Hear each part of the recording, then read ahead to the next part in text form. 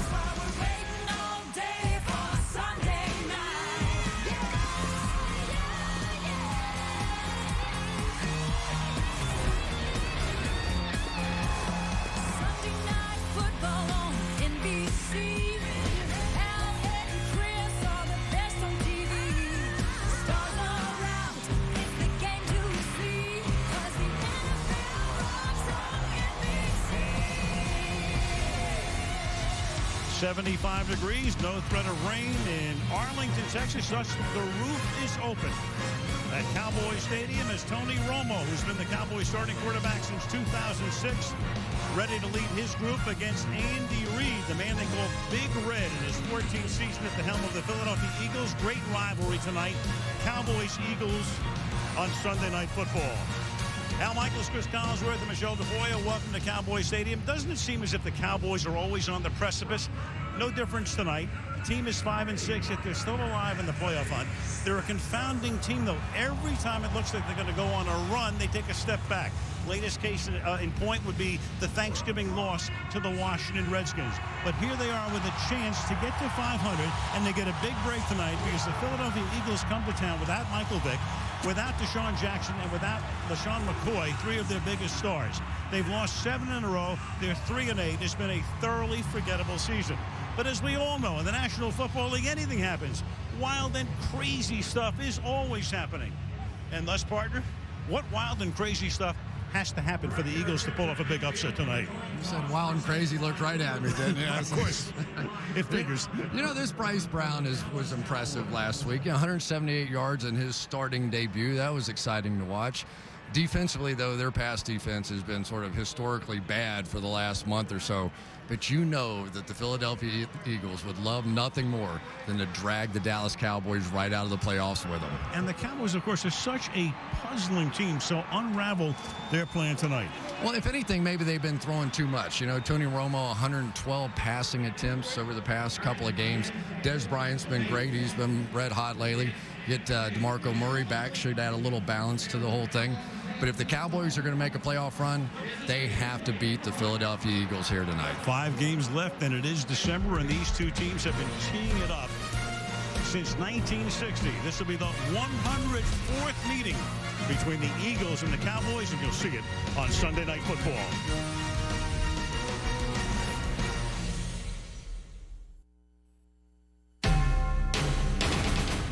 NBC Sports welcomes you to the following presentation of the National Football League.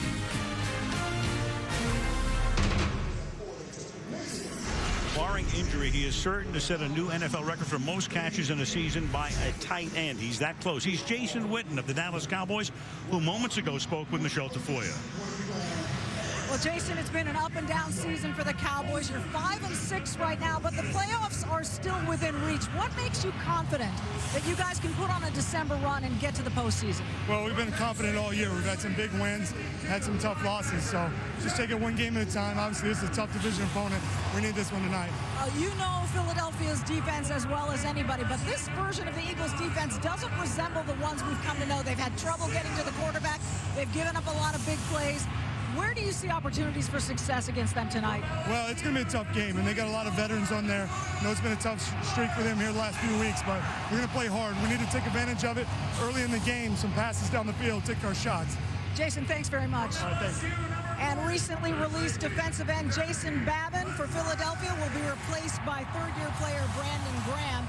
As for the Cowboys, they'll be without nose tackle Jay Ratliff for the second straight game, 6th of the season.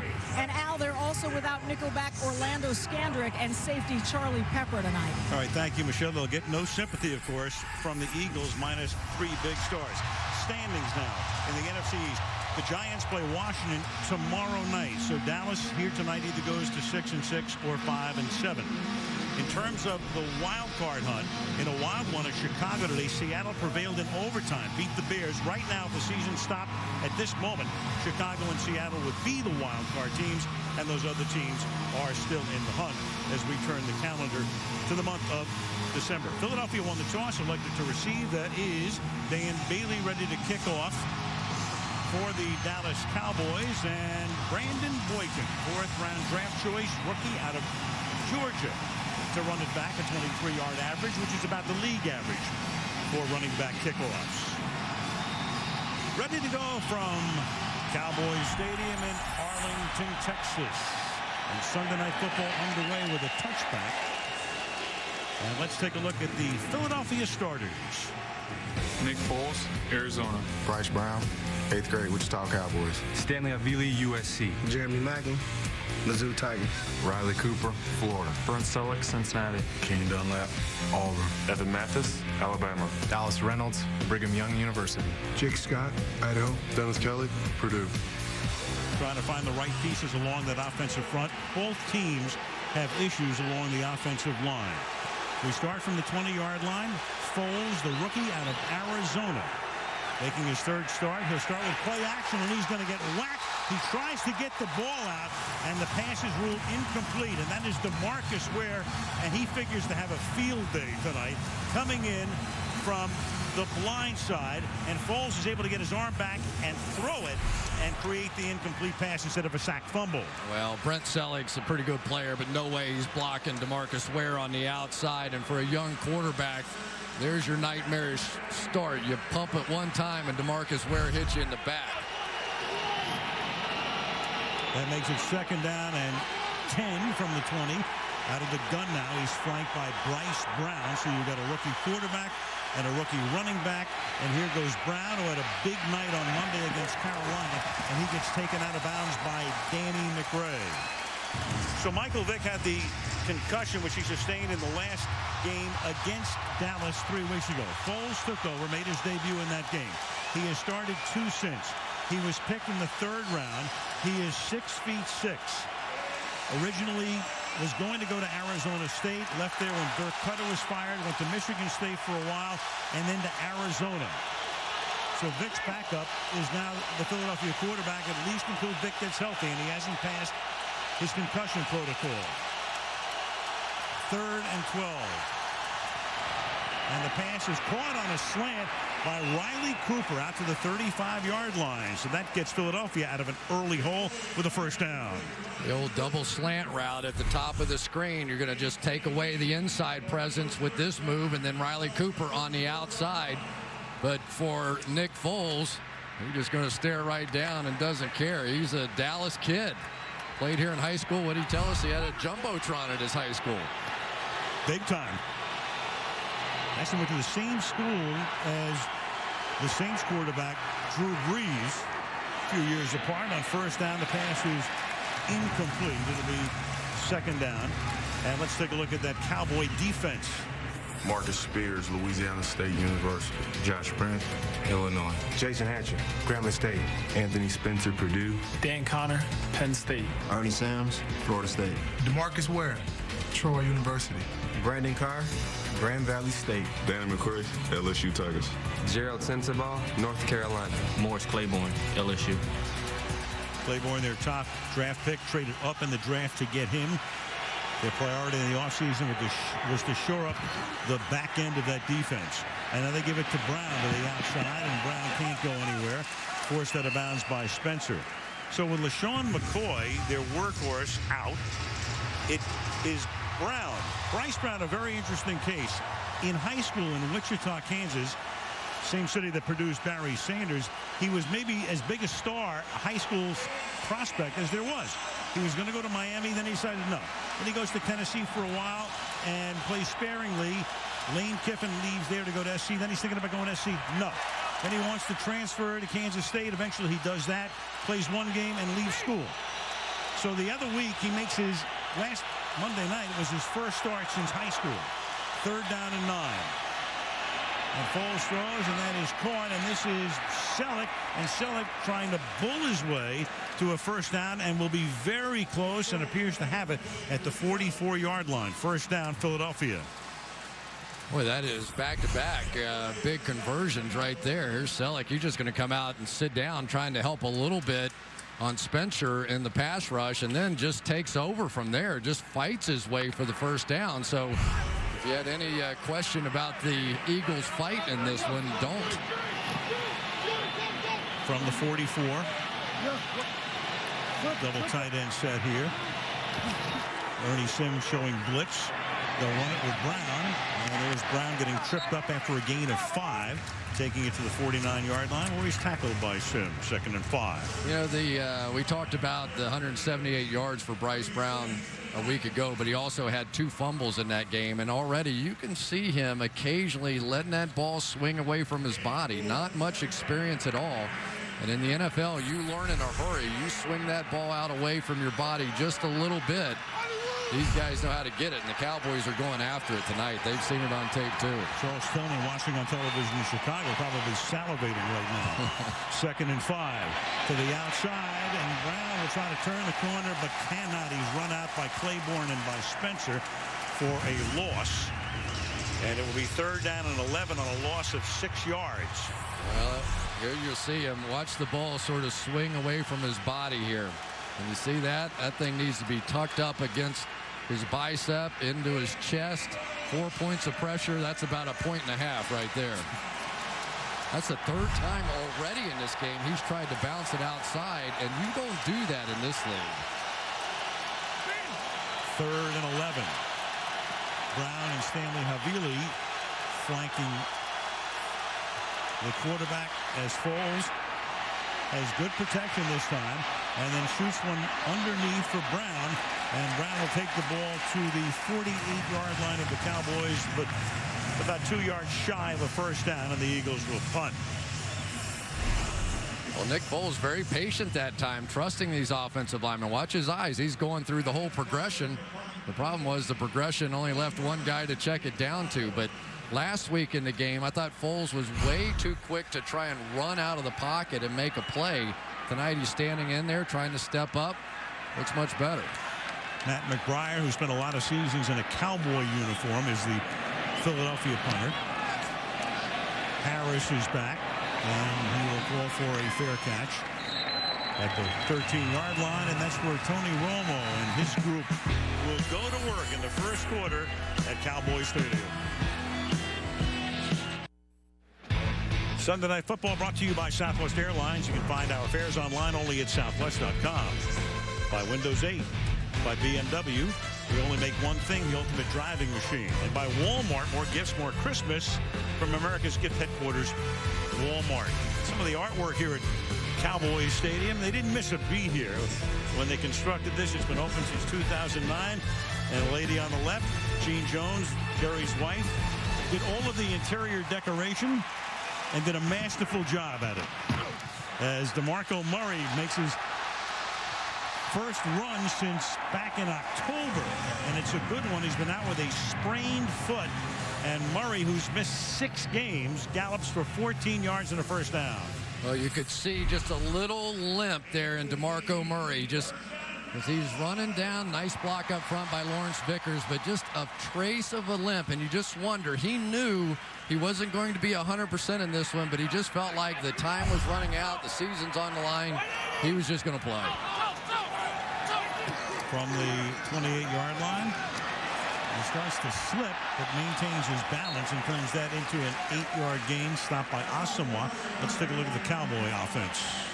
Tony Romo, Eastern Illinois University. DeMarco Murray, Oklahoma. Miles Austin, Monmouth University. Dez Bryant, Oklahoma State. Jason Witten, Tennessee. Sean Phillips, Virginia. Tyron Smith, USC. Nate Livings, LSU. Ryan Cook, New Mexico. Mackenzie Bernardo, Bentley. Doug Free, Northern Illinois. Cowboys come up quickly to the line again, as with Philadelphia struggling up front with the interior, and this time Murray goes nowhere and Cullen Jenkins makes the stop, and that'll make it 3rd down and 2. Well, the Eagles made an adjustment. They're not big guys on the defensive line, and they know it. So now what they come back with, 5 defensive linemen. This has been their adjustment when teams start pounding the football on them, and really that's been happening more than they would have hoped. So they come in and you start running the ball, you're going to see those big guys. Todd Bowles took over after the bye week in October for Juan Castillo. Bowles was the interim head coach of Miami for the last 3 games last year. And 3rd and a long 2. Romo tries to get away and cannot. That is Brandon Graham. And one of the reasons they let Jason Babin go and Jacksonville picked him up is he wanted to see Andy Reid did more of Brandon Graham. He likes what he saw there. Yeah, and Brandon Graham has been playing well lately, and unfortunately for the Cowboys, the guy trying to block him, Doug Free, has not. Free is one of the truly high-priced players on the Dallas Cowboys and has just not lived up to it this year. Brian Moorman, the longtime Buffalo punter, came over after the start of the season. DeMaurice Johnson, a rookie out of Tulsa, is back there to run it back, but the kick is a short one that goes out of bounds at around the 34-yard line. 8:13 left in the opening quarter. No score. For the total viewing experience, check out Sunday Night Football Extra on NBCSports.com. Mike Florio and Michelle Tafoya, as always, and Roy Williams is our guest analyst tonight. Cowboys had a couple of Roy Williams. This is the defensive back, Roy Williams, who's fabled in NFL lore because the horse collar rule went in because of Roy Williams. And this is Brown on 1st down, and Brown into Cowboy territory, and Bryce Brown finally gets run out of bounds by Mike Jenkins, but Brown 24 yards. Pretty good blocking on the old stretch play here. We've got Dennis Kelly right here just going to help cave this thing down on the backside. Just a push, and it opens up a gap on the backside. And one thing you notice when you watch Bryce Brown play is he'll cut it back, but he doesn't bounce it all the way back the way LaShawn McCoy can occasionally. From the 42, called his number again. And he gets stood up after a gain of 3. The Cowboy defense, second-year coordinator Rob Ryan. Brother Rex got a win today, 7-6 over Arizona at the Meadowlands. It's interesting. Rob Ryan, you would think, is a very aggressive defensive coordinator. I mean, he just looks the part, right? But they blitz probably less than any team in the league. Yeah, that bringing 3-man pressure more than anybody, but he has plenty of those other blitzes dialed up. Plus, he's got a lot of guys hurt. 2nd down and 7 off the play fake. This goes to the tight end Selleck, and Selleck will take the ball to the 23-yard line where Danny McRae makes the tackle, and a 1st down on a 16-yard pickup. I'll tell you, that was a clever play right there. They just hit him on the big stretch play to the left. Everybody moving that way. That time they took Selleck back out the other way, so everybody's going that way, and Selleck escapes the other way for that quick throw and a 1st down.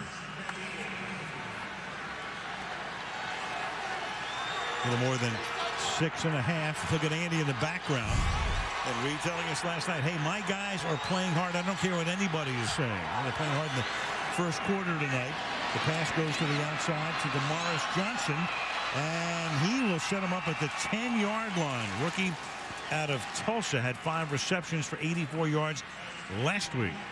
Just one of those. Went to the school that produced Steve Largent. Yeah, I was going to say the same thing, and he set an NCAA record for most all-purpose yards in college. One of the great kick returners ever in college, and you can see some of it, can't you? That little quick move, and Philadelphia Eagles looking pretty good on this drive. Great minds think alike, right?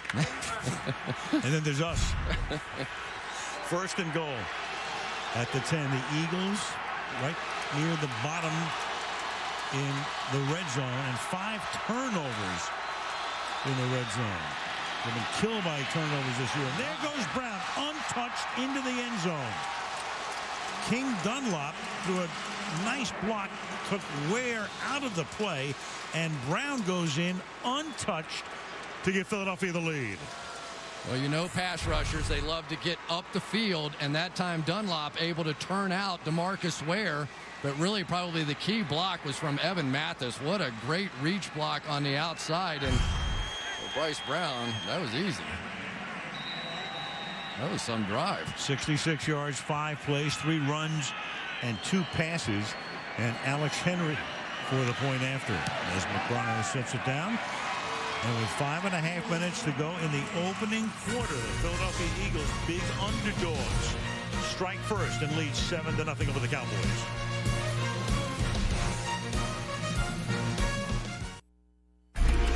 Tonight's show this week, Khloe Kardashian will be there, along with others, including Leslie Mann, Jay Leno, and the Tonight Show all this week right here on NBC. Oh yeah, Cowboy Stadium. Like we say, a little bit of something for everybody. 7-0 Philadelphia. 7 yards into the end zone, Dwayne Harris will down it there. And Tony Romo will go to work from his 20. 2 owners who both lived through a lot of frustration this year, Jerry Jones and Jeff Lurie. Jerry kind of used to the ups and downs of the Cowboys. For Jeff Lurie, it's been about the worst season the Eagles have experienced since the 90s. A 7-game losing streak. A lot of things to think about, and sooner or later we'll get to all of them tonight. First down, Romo throws it over the middle to DeMarco Murray for a gain of 7. Let's take a look at the Philadelphia defense. Brandon Graham, Michigan. Colin Jenkins, Central Michigan. Fletcher Cox, Mississippi State. Trent Cole, Cincinnati. Michael Kendricks, Cal. D'Amico Ryans, Roll Tide. Hakeem Jordan, James Madison. Dominique Roger Cromartie, Wakeland Elementary. Nate Allen, South Florida. Kurt Coleman, The Ohio State. Namdi Asamoah, Narbonne High School, UC Berkeley. A defense that's had a lot of trouble. They've given up 25 or more points in each of their last 6 games. They give the ball on an inside handoff this time to Murray, who picks up a first down up at the 33-yard line. So a heavy dose of Murray early on, coming back from the foot sprain. Well, you know it's a good play when you're pulling guard, turns up the field before he hits anybody about 5 yards down the field. And so far they have been wearing out the right side of this Philadelphia Eagles defense. Jason Witten, one of the better blocking tight ends as well, over there working on Vinny Curry, the young man drafted in the 2nd round this year. Murray comes out, and Romo will go deep downfield, and it's broken up. Kevin Ogletree, who had a huge night in the opener at New York in September, and Dominique Rodgers-Cromartie back there to break it up. It'll be 2nd down and 10.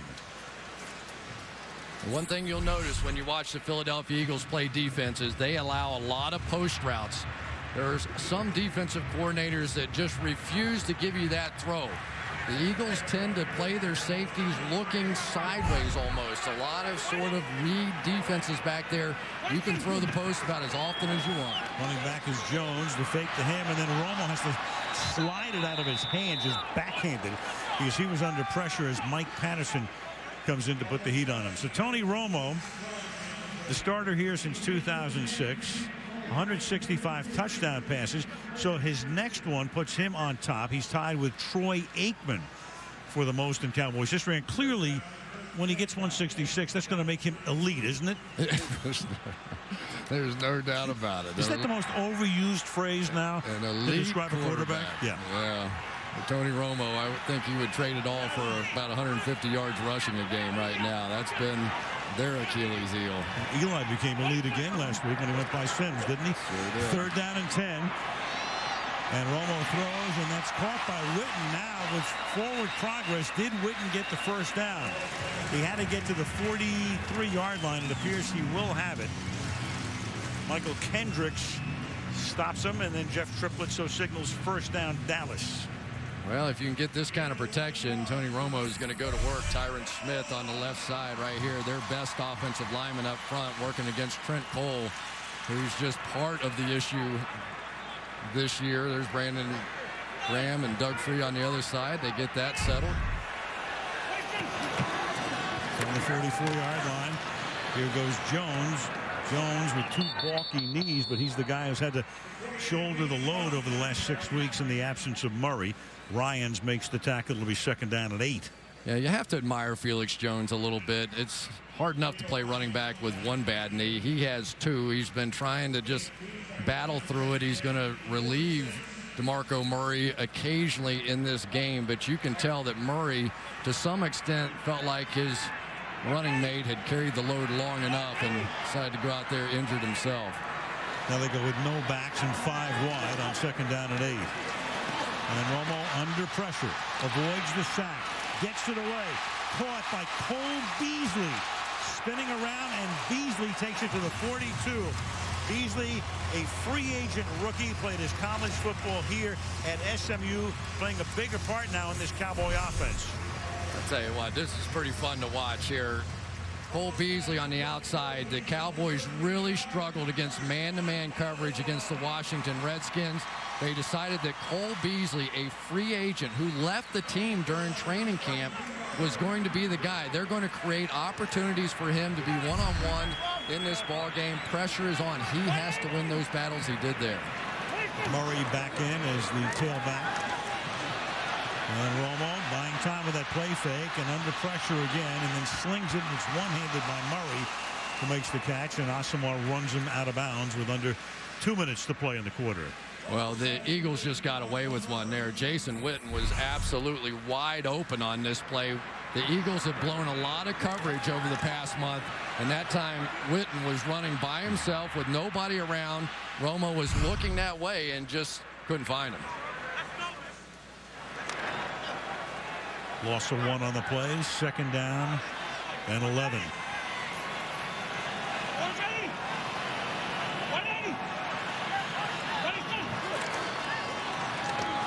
Inside handoff. DeMarco Murray, 3rd-round draft choice out of Oklahoma last year. When the Cowboys have Murray, it's a different running attack. Overall, they are last in the league in rushing, but with Murray, a big difference, as you can see, especially yards per carry. Right now, they're last in the league in rushing and last in the league in average yards per rush, averaging only 3.5. Yeah, he played with Adrian Peterson for a year at Oklahoma. Shakes hands just like Adrian Peterson does. Boy, oh boy. You and I were running for cover. These 2 guys should be in a wrist wrestling tournament. Man. 3rd down and 8.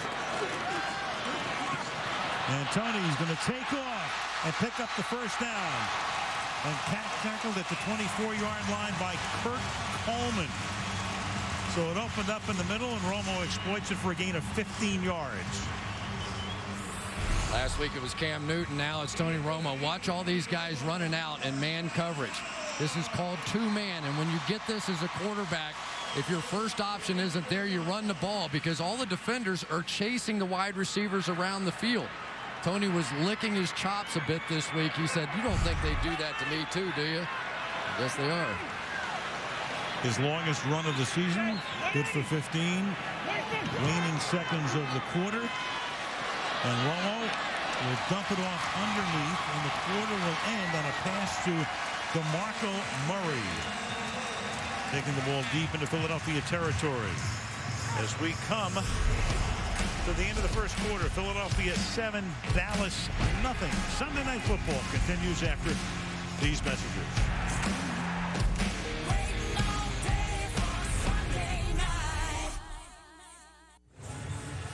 Aerial coverage tonight being brought to you by Geico. Al Michaels, Chris Collinsworth, Michelle Tafoya in Arlington, Texas. And there goes Chris's nonstop to Cincinnati, getting an early start. Why Got that for a shot. Why do I want to say phone home here? Roof open.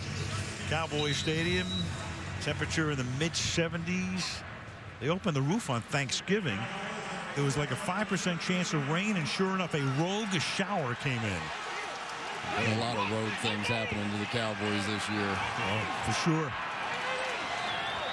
Second quarter starts with a first down at the 13-yard line, and Romo is flushed out and then throws, and it is Kevin Ogletree who is out of bounds, but a flag is down. And we have not heard from Jeff Triplett tonight. Got a couple of flags down. Yeah, there's one back at the 24-yard line and one in the end zone. Yeah, Doug Free got a pretty good hold, it looked like. There are 2 fouls on the play. Holding, number 68 in the offense. Pass interference, number 23 in the defense. By rule, those penalties offset. Replay, first down. Free on one side and Rogers Cromartie on the other. There goes Doug Free right there. And when Tony Romo started to scramble out to his right, you're going to see with his right hand, he's going to just grab hold there and left. And pretty good job of acting as well. I think that was Darryl Tapp there. And on the outside, Dominic Rogers Cromartie called with the interference. Back we go to 1st and 10. Murray is the running back. Witten sets up on the right side, and they give it to Murray. Right through the middle goes DeMarco to the 8-yard line. It'll be 2nd down and 5. So Jason Garrett right now in his 2nd full season. Remember, he took over for Wade Phillips halfway through the 2010 season.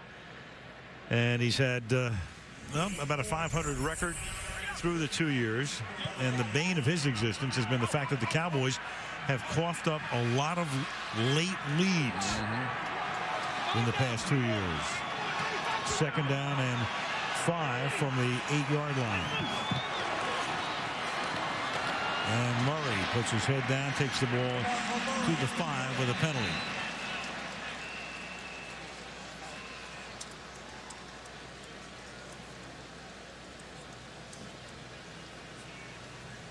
And he's looking over at Andy Reid to see what Andy wants to do. You've got DeMarco Ryans down, so clearly the penalty is against Dallas. Offense, 10-yard penalty, repeat 2nd down. Mackenzie Bernardo. And an injury timeout here for DeMarco Ryans. DeMarco Ryans okay down for a moment. The former Houston Texan then got up and he was smiling, but he has to come out for at least one play. The Eagle defense struggling. That's Casey Matthews, the brother of the Packers Clay, who comes in to stall him at least for this one play. It's 2nd down and 15 from the 18-yard line. And Romo hit as he throws, intended for Beasley. The pass is incomplete. Matthews covering. Brandon Graham put the pressure on Tony. It'll be 3rd down and 15.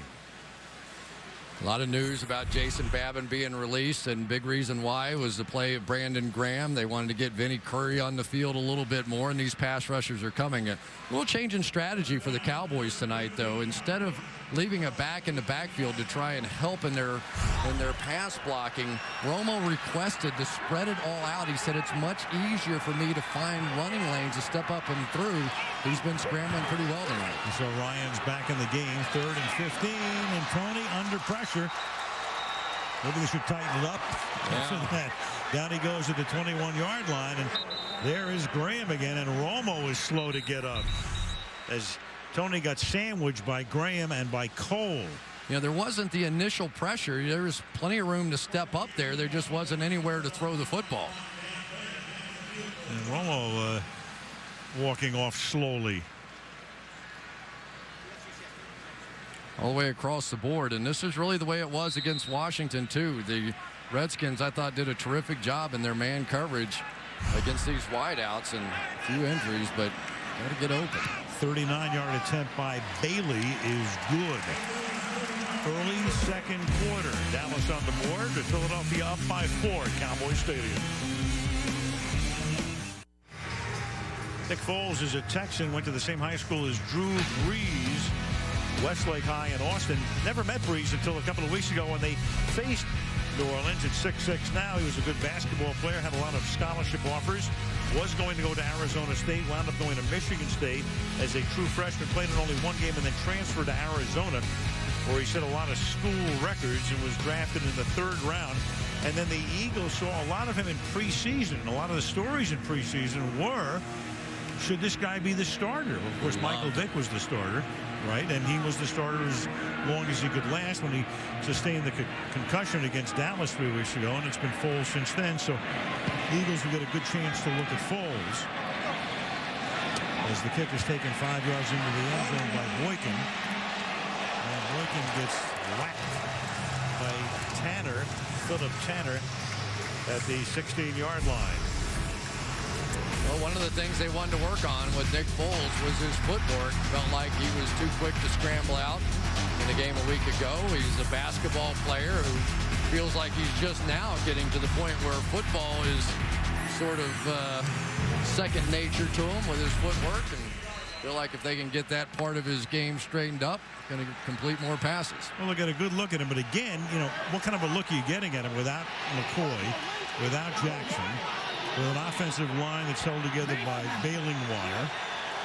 But he will get some valuable playing time, obviously, and has over the past couple of weeks.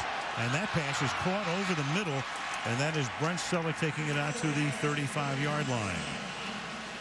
Boy, that was fantastic there. He's going to take a direct shot on this blitz coming right at him, and he stands in there and just makes a perfect throw. That's what you want to see out of your quarterback. Okay, yeah, you've got a few issues on your offensive line, but if you get a man standing back there willing to take that kind of shot and complete a pass, that's pretty good. That's a gain of 19. First down from the 35.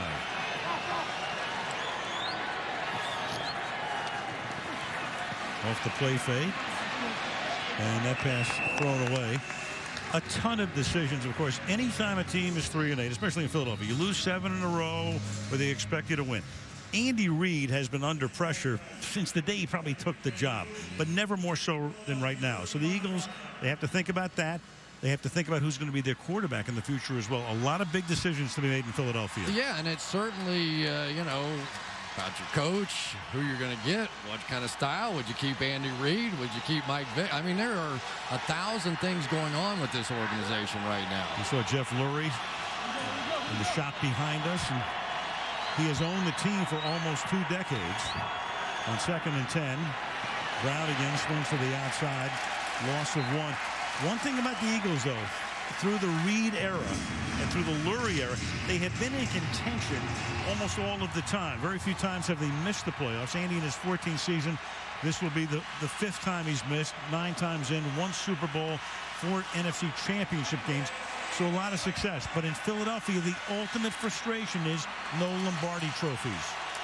Yeah, but he's always done a number on these Cowboys over the years, 17-10 in his career against Dallas. So he's created a lot of frustration on the other side, too.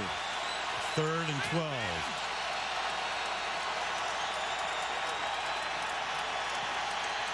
And Foles backs away, and then the pass is swatted away. Intended for Brown, and Anthony Spencer is right there. So after they picked up a first down on the first play of this drive, off they go for the punt unit on 4th and 11. What's been interesting about the Cowboys here lately is how they've gotten off to these slow starts. You know, I mean, it's 3 straight games now here in this building where they've been behind by 10 points or more at halftime, and then they come roaring back, and you go, boy, they look great. But where is it in the first half? How about against the Giants? Overcame a huge deficit, took the lead, and then coughed it up again. And almost won that game on a catch by Dez Bryant. Just out of the end zone was Bryant on that play as McBriar's punt is out of bounds at the 23-yard line. 11:50 to go in the half. Philadelphia up 7-3. Very controversial move last year. Andy Reid made Juan Castillo, who had been the offensive line coach, his defensive coordinator. That was last year, and then he was the defensive coordinator at the start of this season.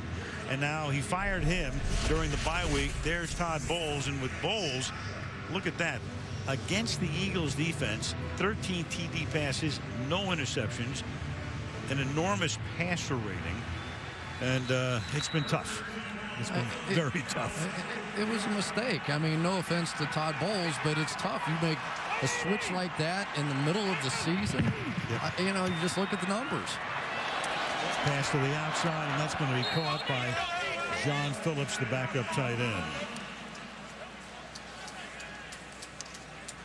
You know, the hard part to watch with this Philadelphia Eagles defense is that they'll play well for long stretches and then just give up these long touchdowns, just completely blown coverages. They started the game against Carolina last week with 2 blown coverages, and so they're down 14 before they even get into the fight. You can't do it. 2nd and 10. And this will be Felix Jones. Andy Reid was talking about Castillo yesterday. He's a close friend, obviously, a good friend and a great coach. As Andy put it, he said, I put him in a bad position, so I got him out of it. Yeah, and I don't know if love is too strong a word, but he really does. I mean, he was a guy that he truly cared about, and I think that it was painful for Andy to see him going through all the criticism. But really the issue for the Eagles at that time was more what they were doing on offense and turning the football over. 3rd down and 5. Romo puts the fullback Vickers into the backfield with him. Then you got some action before the start of the play. And this figures to be a false start. It is number a false 63 start. in the offense. 5-yard penalty. Repeat, 3rd down.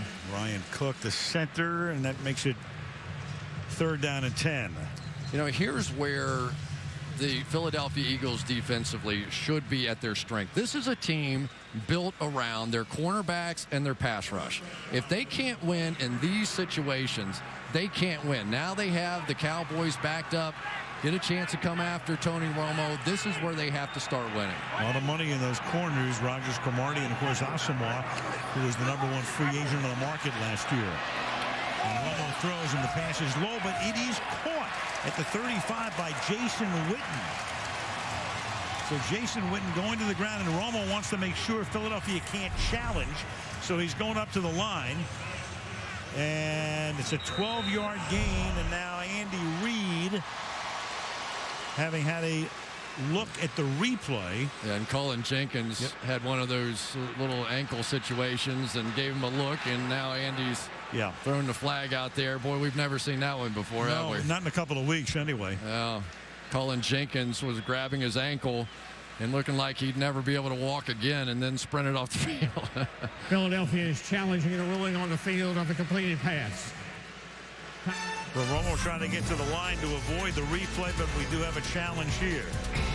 The verdict when we come back.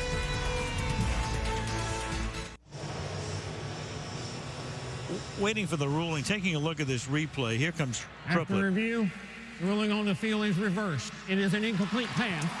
The receiver used the ground to control the ball. It'll be 4th down, 10. Ball will be at the 23-yard line. Please put 10:06 back on the clock.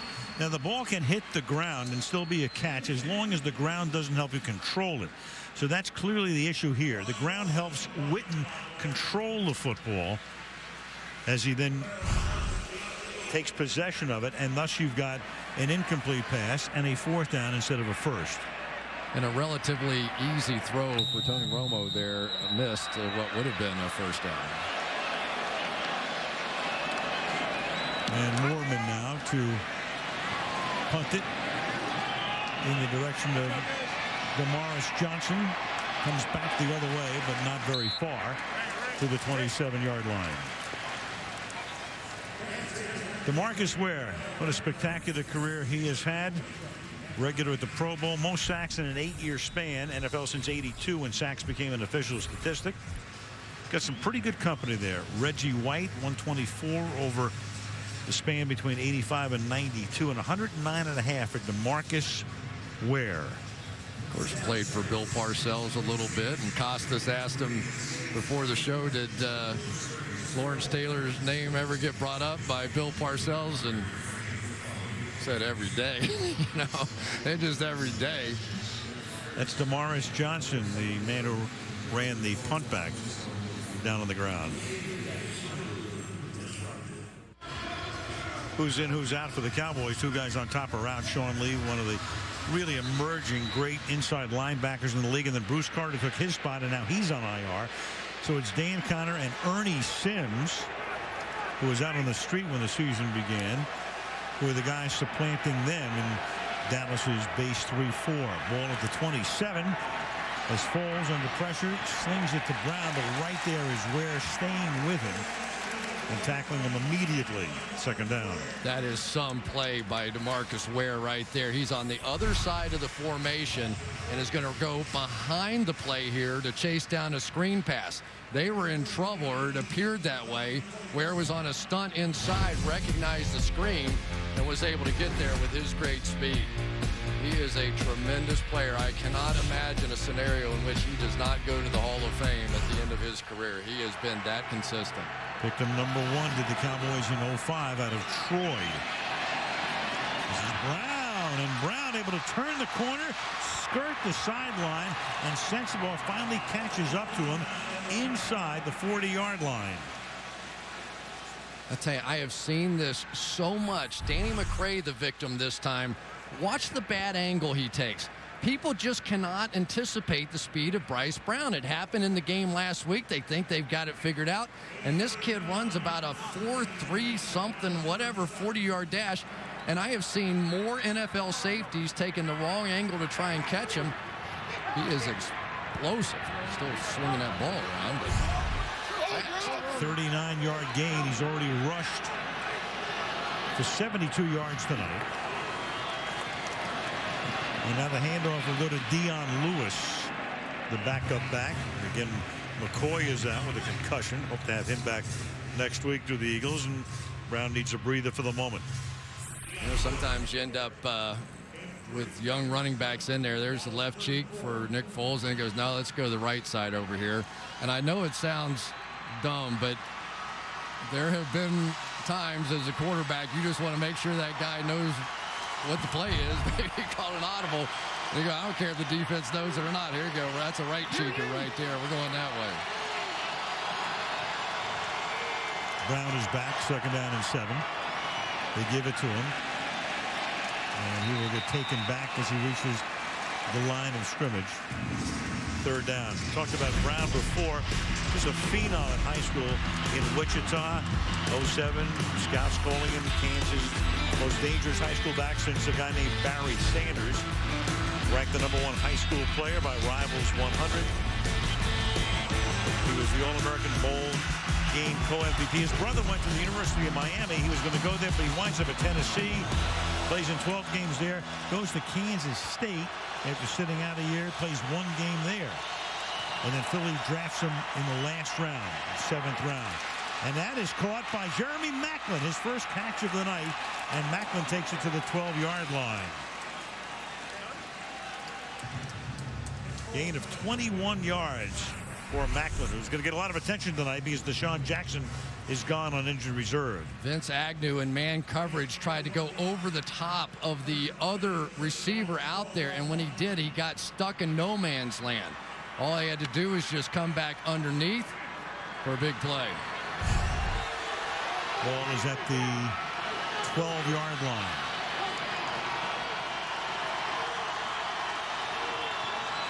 Fake to Brown. Pass to the outside.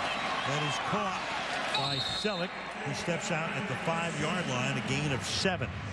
Same play. You fake the stretch play to the right. Everybody flies off to that right-hand side except the tight end, Brent Selleck.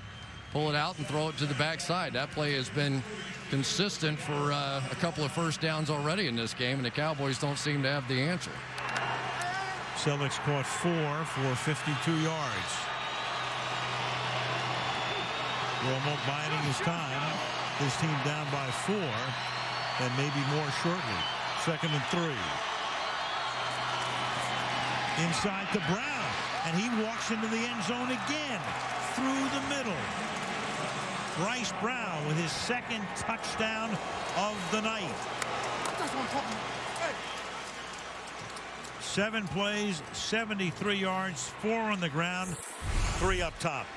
Evan Mathis right here is going to get both arms around the outside of this linebacker. There is no way, and this is just one of those, sometimes they see it, sometimes they don't. But Evan Mathis there with a good bear hug and a walk-in for Bryce Brown. He's had 2 walk-in touchdowns tonight. Alex Henery tacks on the extra point. 6:07 left in the half. 14-3, Philly.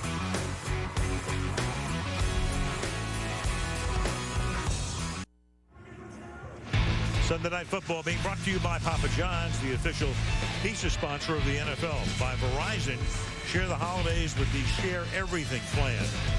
By the new Santa Fe from Hyundai. And by Old Navy, take the holidays all away at Old Navy. Dallas Cowboys have been playing here since the 09 season when they opened up with a loss to the Giants. Really hasn't been a home field advantage. 15-14 is their record here. And Jerry Jones knows that all too well. He did see his team win 1 playoff game. Only one they won since '96 against these Eagles. After the inaugural season, you got a flag on the kickoff here.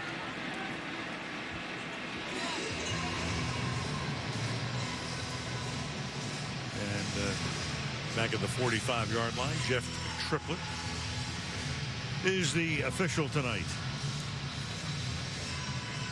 To kick it again. Offside, number 39 in the kicking team. 5 yards added to the 20-yard line. First down. Put it at the 25-yard line instead of kicking off again. Meanwhile, wide receiver comparison tonight. Miles Austin, zip. Dez Bryant, zip. Jason Witten, 1. Murray's caught 3. Romo's thrown 10 times. Completed 6 for 40 yards against what has been a very porous Eagle defense. And on the ground, it's a 1-yard gain here for Murray.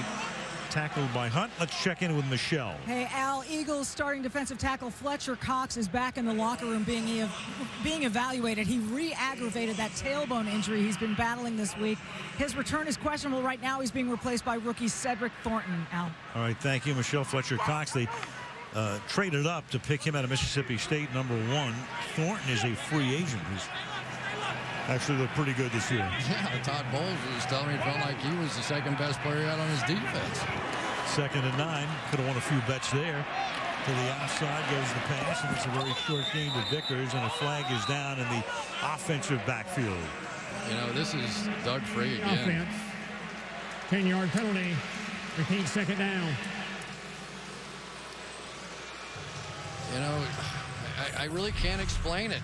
You know, this is Doug Free here, and you'll see him gets beat around the edge here by Philip Hunt and is just going to grab and hold. And there's 2 guys standing back there with striped shirts on, and he's just been getting worn out this year. He got paid a lot of money, and this year has gone completely south on Doug Free. And he is one of those guys that he was one of the cornerstones of this team.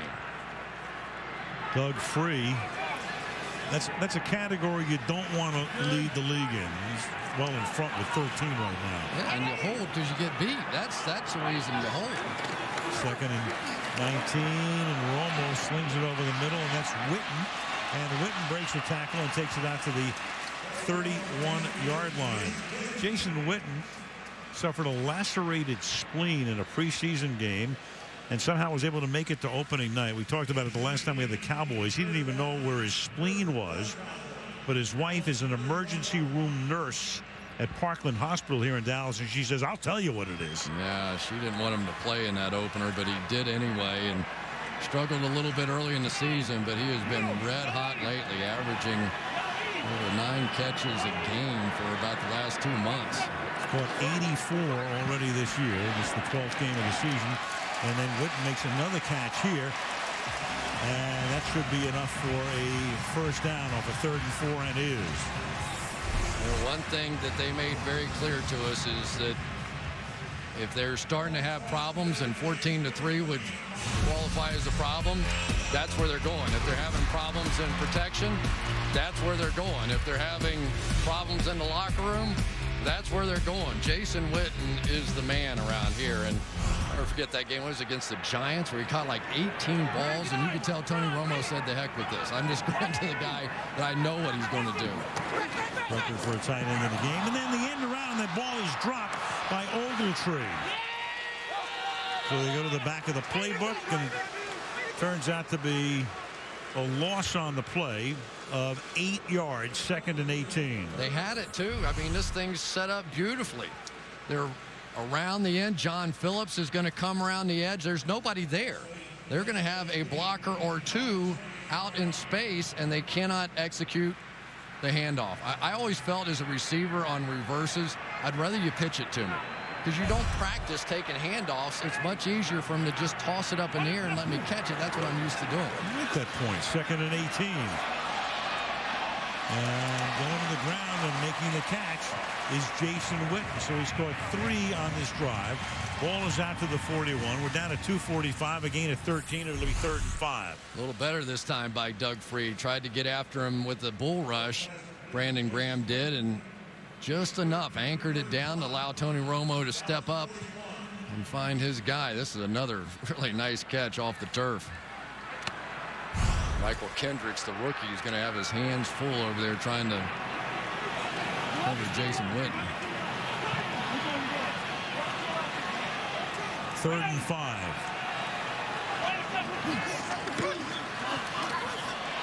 Romo to the outside and trying to make a one-handed catch, and making it is Dez Bryant. So his first catch of the night is something special.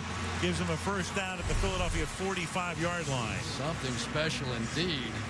That is a one-handed sticky catch, and getting both feet down. Romo's trying to hustle. He doesn't need to. Yeah, he wants to get a play off before any challenge, before the 2-minute warning as well, and he does, and the pass is incomplete. And that will take us to the 2-minute warning. It'll be 2nd down and 10 at the Philly 45. When we come back with the score, Philadelphia 14, Dallas 3. So the halftime show coming up, more on the tragic and terrible story in Kansas City, including emotional reactions from head coach Romeo Crennel, quarterback Brady Quinn. And you'll see that on the Toyota halftime show. 1:56 to the half. It is 2nd down and 10. The Cowboys at the Philadelphia 45-yard line. Now Dallas has all of its timeouts. Toss to the outside, and nothing happening there as Murray gets taken down by DeMarco Ryans behind the line of scrimmage. Tell you this, DeMarco Ryans probably has been their best defensive player this year. He doesn't run the way that he used to, but you can tell between the tackles, he's just as good as he's jumping up and down, doing things.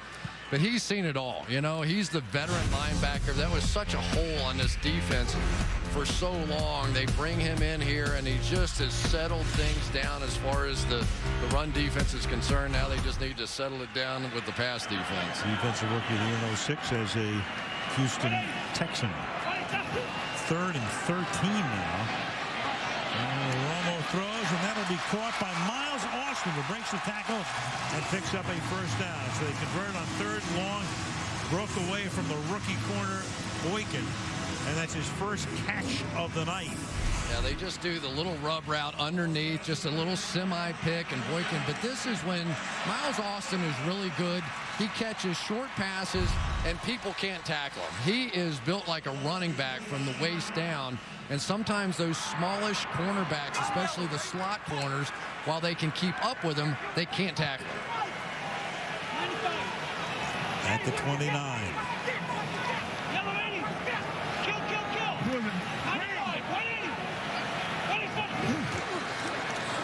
Four-man rush.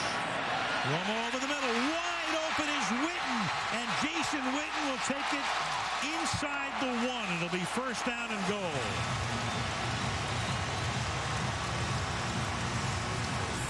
That time, Kirk Coleman is going to go this way to double on the wide receiver on the outside, turn his back and run, and he just can't find Jason Witten down the middle of the field. They try to double the outside, blow the coverage again, and leave Jason Witten wide open. Completely blown. When you leave that guy that open, when's the last time you saw Jason Witten that open. And there is Candace Romo, Tony's wife. And all of a sudden, Romo's gotten very hot on this drive. 12 of 17 now for 134. Timeout taken by Dallas before a 1st and goal. You know, Al, one thing, when you watch the Philadelphia Eagles, I've never seen a defense that does it as much as this team does. Their safeties will turn and look to one side only. So if there is a mistake, they don't really have the ability to cover with the other guys. Here you're going to see him turn and run that way. He's going to drop out underneath. So it's a double coverage, and I get that part of it. But when you have safeties that are playing half a field only, the margin for error when there is a breakdown, you expect the other guy to be able to help. On most defenses, it doesn't happen here. Getting close to scoring, but there's no challenges here. It would have to be a booth review, and they've looked at it and confirmed that it's a 1st down and goal. You would look at all scoring plays. Also, you would look at that play since it's inside the last 2 minutes. He didn't get in. It's 1st down and goal. They come up with a very tight formation. Murray is the running back. They give it to DeMarco, and he will go into the end zone. So the Dallas Cowboys, down by 11, go 65 yards, 11 plays. Witten catches 4 balls along the way, and Murray gets into the end zone. Well, it's nice when you get your guard to just blow out the nose tackle here. Derek Landry's trying to shoot the gap, but then just creates that big hole inside. But you can tell, even though DeMarco Murray doesn't look like DeMarco Murray that we saw on opening day and all that, he's given this team a lift. He really has. He's provided a spark with the running game. And Vickers, the fullback, takes out Ryan. Ryan's with a nice block as Bailey kicks the extra point. 41 seconds to the half. Philly 14 and Dallas 10. Dan Patrick getting ready for his show tomorrow morning, 9 a.m. to noon, and you can catch it on the NBC Sports Network. Downtown Dallas, it's a beautiful sight. Great color scheme with the buildings of downtown, and this is about a 35-minute drive away from there. Cowboy Stadium in the city of Arlington, hard by the ballpark at Arlington, where the Texas Rangers play baseball. You have a little ballpark over there for the little leaguers in the stadium. You know, it's cool. Very cool. 41 seconds remaining. Philadelphia has all of its timeouts. 5 yards in the end zone. This is Boykin. They'll bring it out to the 16-yard line. Now, ordinarily, I would say there's no way that you're going to let your rookie quarterback come out here and sling it around, especially considering that the Eagles are next to last in the NFL with a -17 turnover ratio. But let's face it, the Eagles, where are they right now? They're trying to find out, can Nick Foles be the guy? You know, maybe they want to see a little bit of this. And they come up in a shotgun formation, so clearly they're going to let him attempt to get it down the field, get it into field goal range, and it always helps to have a guy like Bryce Brown with you. And he starts by handing it to Brown, and Brown will take off again. And what a night for Brown. Again, last week on Monday night against the Carolina Panthers, he had a huge game. Here's a 20-yard gain. He's already gained 98 yards tonight. And a timeout is taken by the Eagles. 1st and 10 from the 37 after the Philadelphia timeout. The fake this time to Brown. Foles is going to go deep downfield and incomplete. Intended for Jeremy Maclin, who had a step on the corner, but safety help for Dallas over the top. Incomplete. It'll be 2nd down and 10. I tell you, the one thing that you do see with the way that Bryce Brown's been running the football, it's slowing down DeMarcus Ware. They're going play fakes right at Ware, and he has to play this stuff. He can't just allow him to come up around the edge and rush the passer because Bryce Brown keeps ripping off runs for 20 yards inside him. Brown 178 yards on the ground last week against Carolina. 98 tonight. Remember last week his first start since he was in high school. 2nd and 10. Good protection for Foles. And then the pass is caught in Dallas territory. Jason Avant makes his first catch. The ball is at the 34, and they're in field goal range, long field goal range, albeit, but they're nonetheless on a 29-yard gain. Boy, that was a pretty touch right there, up over the top. Good to have Jason Avant back in the lineup. He had to kind of drop that one in the hole between the corner and the safety. Can't you kind of see Nick Foles' confidence growing a little bit here? I mean, he's struggled. He's had a couple of bad moments, especially down in the red zone. But kind of between the 20s, he's been pretty good. Definitely. The ball's at the 34. They have 2 timeouts. They're going to give the ball on the inside to Brown. He's going to pick up about 3 yards to the 31. They take a timeout here. Timeout. So they can run another play and then bring in Henery, who's been terrific this season and hasn't missed a field goal attempt since opening day. Yeah.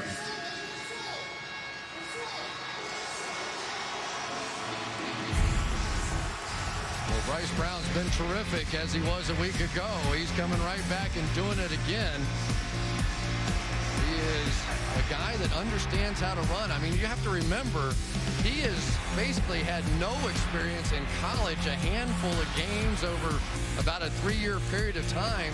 And he said he was nervous when he was told he was going to start last week. He goes, I was nervous in practice. I couldn't believe I was getting that sort of opportunity.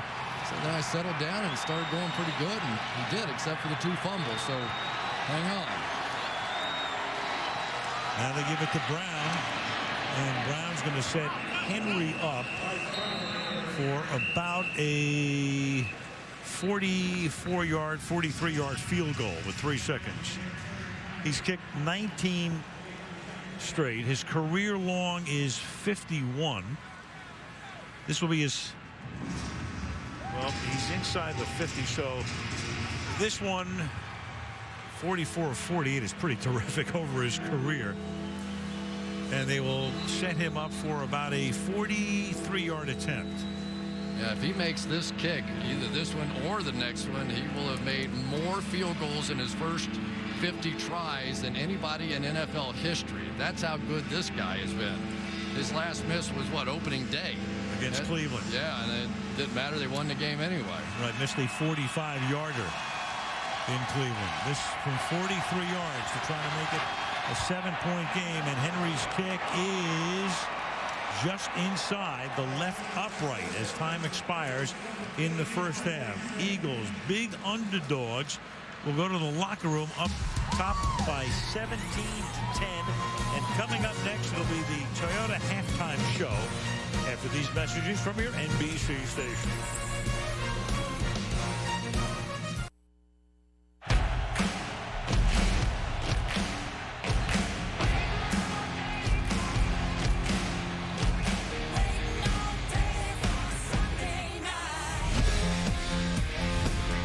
He's going to get whacked, and that is DeMarco Murray. For a young quarterback, there's your nightmarish start.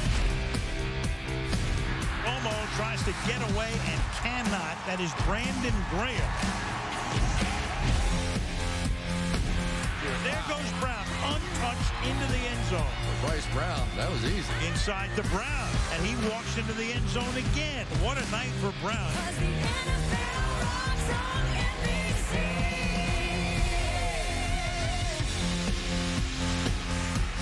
And a good half for the Philadelphia Eagles as you look at downtown Dallas. 17-10 is our score in Arlington at Cowboys Stadium. Al Michaels, Chris Collinsworth, and Michelle Tafoya. Sunday night football, week 13. Philly trying to break a 7-game losing streak, and the Cowboys just trying to stay alive in the playoff picture and get back to 500. Nothing's easy with these Cowboys.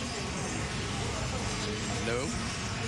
For the Philadelphia Eagles, they can just play loose, have fun, cut their young rookie quarterback loose, and he was terrific the first half. I thought Nick Foles, Bryce Brown can't be a lot more impressive than that.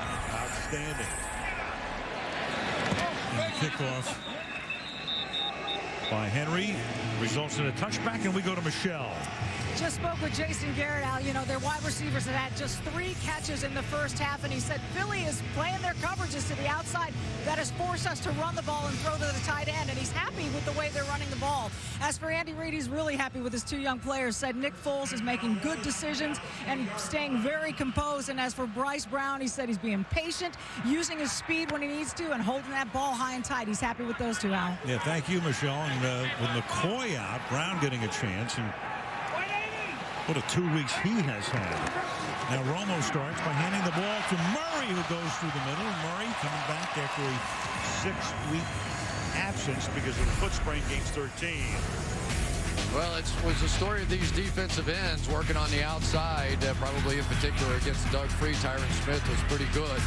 But Tony Romo did a great job of scrambling in the first half, understanding where the pressure was and getting out. But when he didn't, he was facing a rush like this. So trying to establish this run game early on.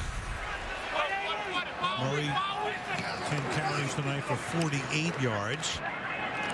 Ducks down, takes a hit after a gain of 3. The second, let's call it 6, gain of 4 yards for him on that play. You know, for Tony Romo, the one place that I still think there's some vulnerabilities, you've got a guy by the name of Dez Bryant, who I think is one of the best rebounders in the NFL. He looks like LeBron James going up for a ball. And the way the Eagles play their secondary, there are opportunities for a worst-case scenario of being a one-on-one jump ball down the field. I couldn't play an entire game without throwing him at least 2 of those. Well, he's only caught 1 tonight for 14 yards. He splits to the left. You got Ogletree to the right. You got a 4-man rush. And there goes Bryant. And Bryant, that time, just for a short game.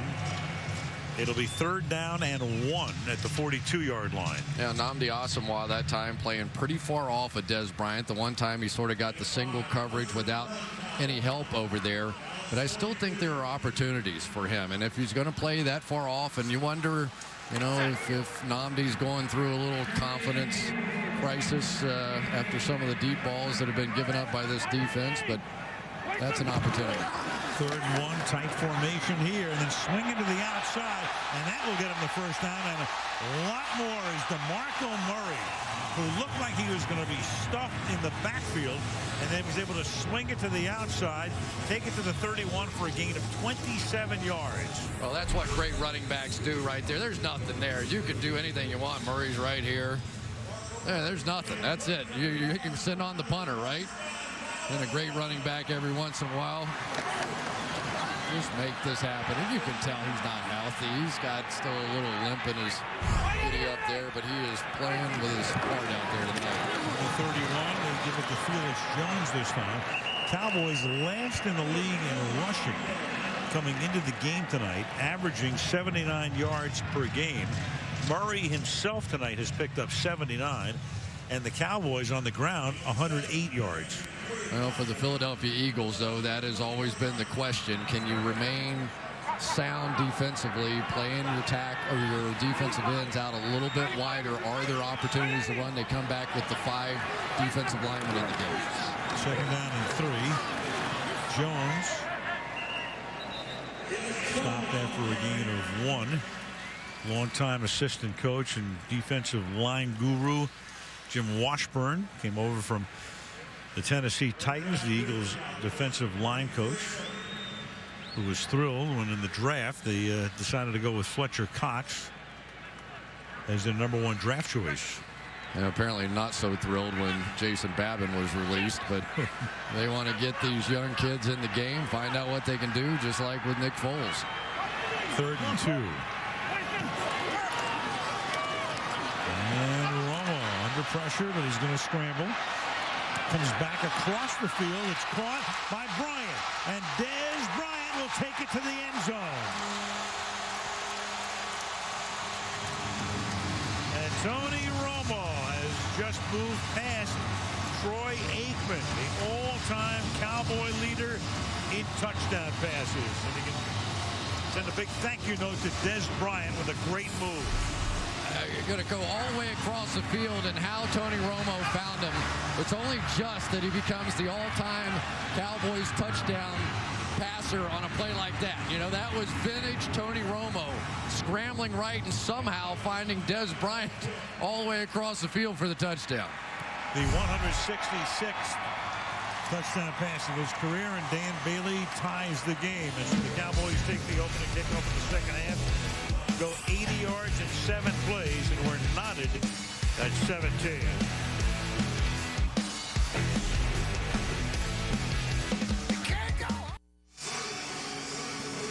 So the Cowboys once again trying to come from behind, as has been the case so often this season. 166 now, breaking a tie with Troy Aikman, talking to the quarterback coach Wade Wilson, who threw a few in his career as well.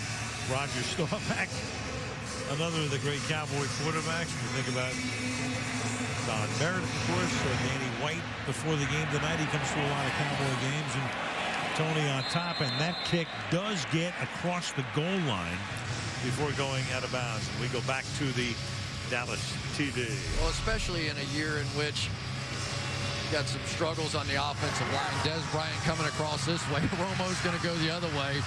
So naturally, he's going to throw the record touchdown pass on a play like that. Everything could possibly go wrong on that play, right? You know, there's all that stuff could go wrong, but his wife Candace said, no problem, my baby had it all the way.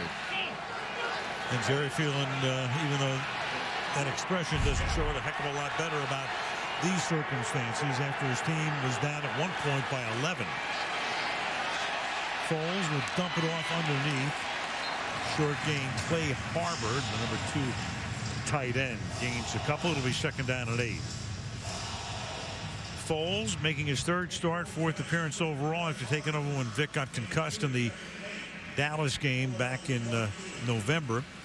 Good first half, 11-16 for 138 and a lot of poise.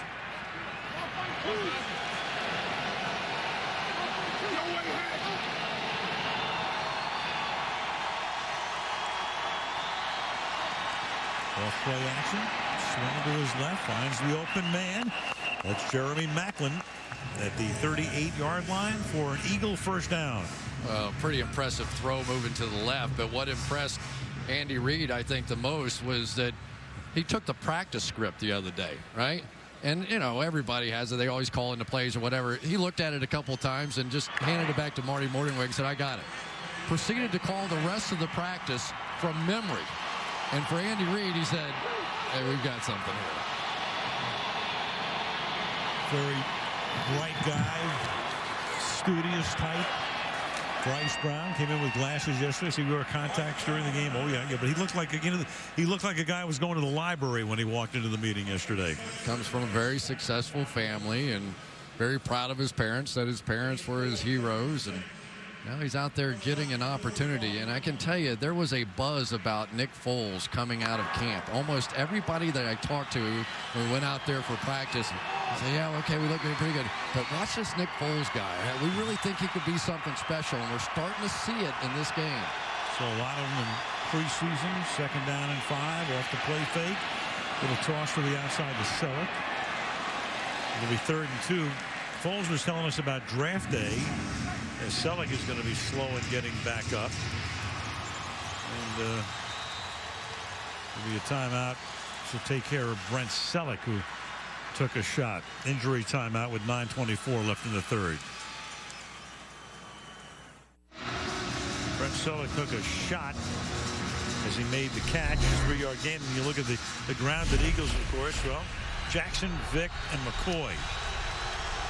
3 All-Stars. And 3 starting offensive linemen out as well. But right now in a 17-17 game, 3rd down and 2 from the 45-yard line. They give it to Brown, who tries to get that first down. Is going to be very close. They'll spot the ball at the 47-yard line.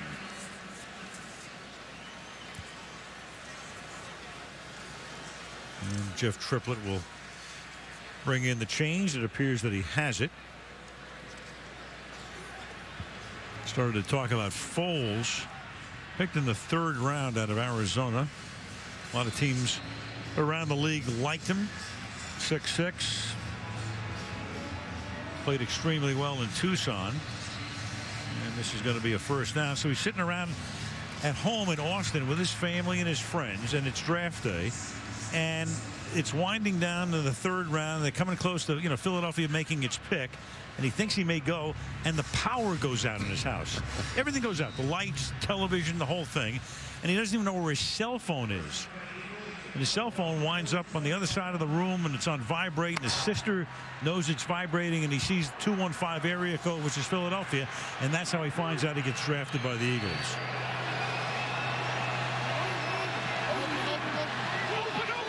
From the 47 on first down. Brown to the 50-yard line. Speaking of Foles. Yeah, I don't know what else you need to see, at least so far in this one. Reading the coverage here, looking down the field, figuring things out, coming backside, go to your check down, pretty good. Going to take a shot, complete a pass over the middle.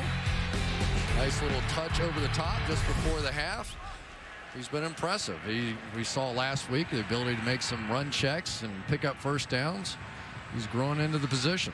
Anthony Spencer, who's really had a good year at outside linebacker for the Cowboys, grasping his right knee, and the training staff looking at the lower leg as well. Well, they cannot afford to have another one on that side of the ball. As banged up as the Eagles are on offense, the Cowboys on the defensive side, especially up the middle. I mean, you consider Sean Lee, Bruce Carter, their two inside linebackers. Jay Ratliff has been a non-factor at the nose for so long. Barry Church hurt his Achilles early in the season. You talk about in baseball strength up the middle. Well, that's where the Cowboys have been hit the hardest. But that guy right there has been, he may have had the best year defensively of anybody. He is like a Pittsburgh Steelers outside linebacker. Tough guy. And there is Ratliff, who's played 6 games and tonight misses his 6th game. Victor Butler comes in, number 57. At the outside linebacker spot. Selleck is back for Philadelphia. 2nd and 7. They give the ball to Brown. There he goes again. And Brown to the 37-yard line. He wasn't touched at that point, so he's able to get back up and pick up a couple of extra yards before Ernie Sims makes the stop at the 33-yard line. That's 17 yards for him.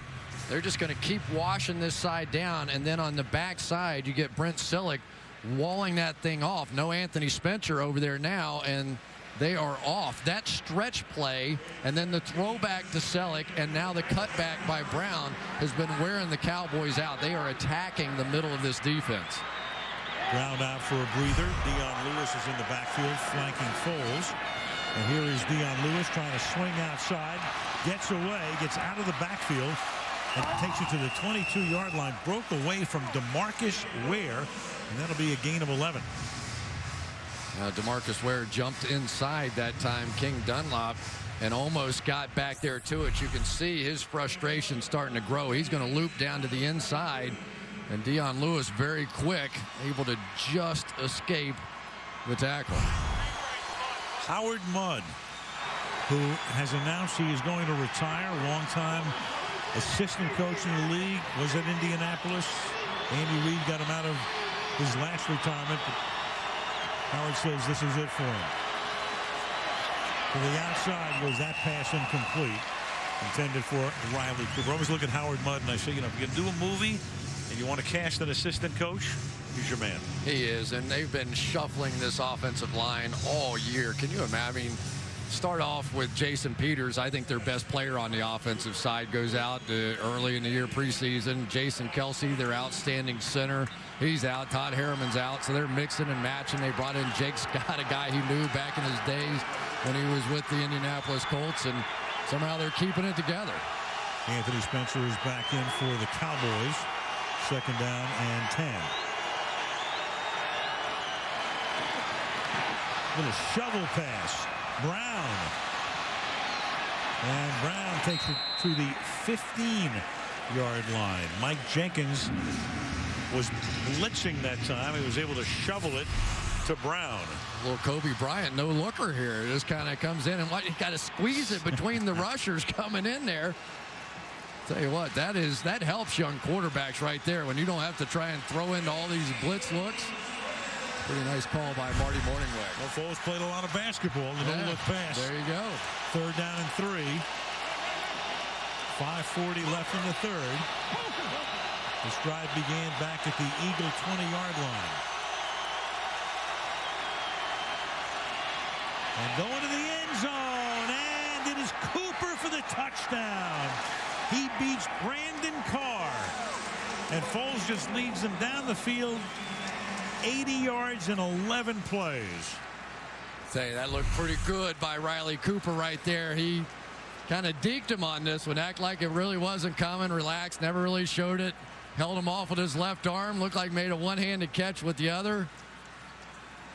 That's pretty darn good right there. And for Nick Foles, instead of red zone issues, he is converting red zone opportunities into touchdown. That was the last question in my mind about Nick Foles. Complete deja vu for the Cowboys, because in that game 3 weeks ago with Philly, Cooper made a one-handed catch for a touchdown. Then he does it again, and Philly reassumes the lead.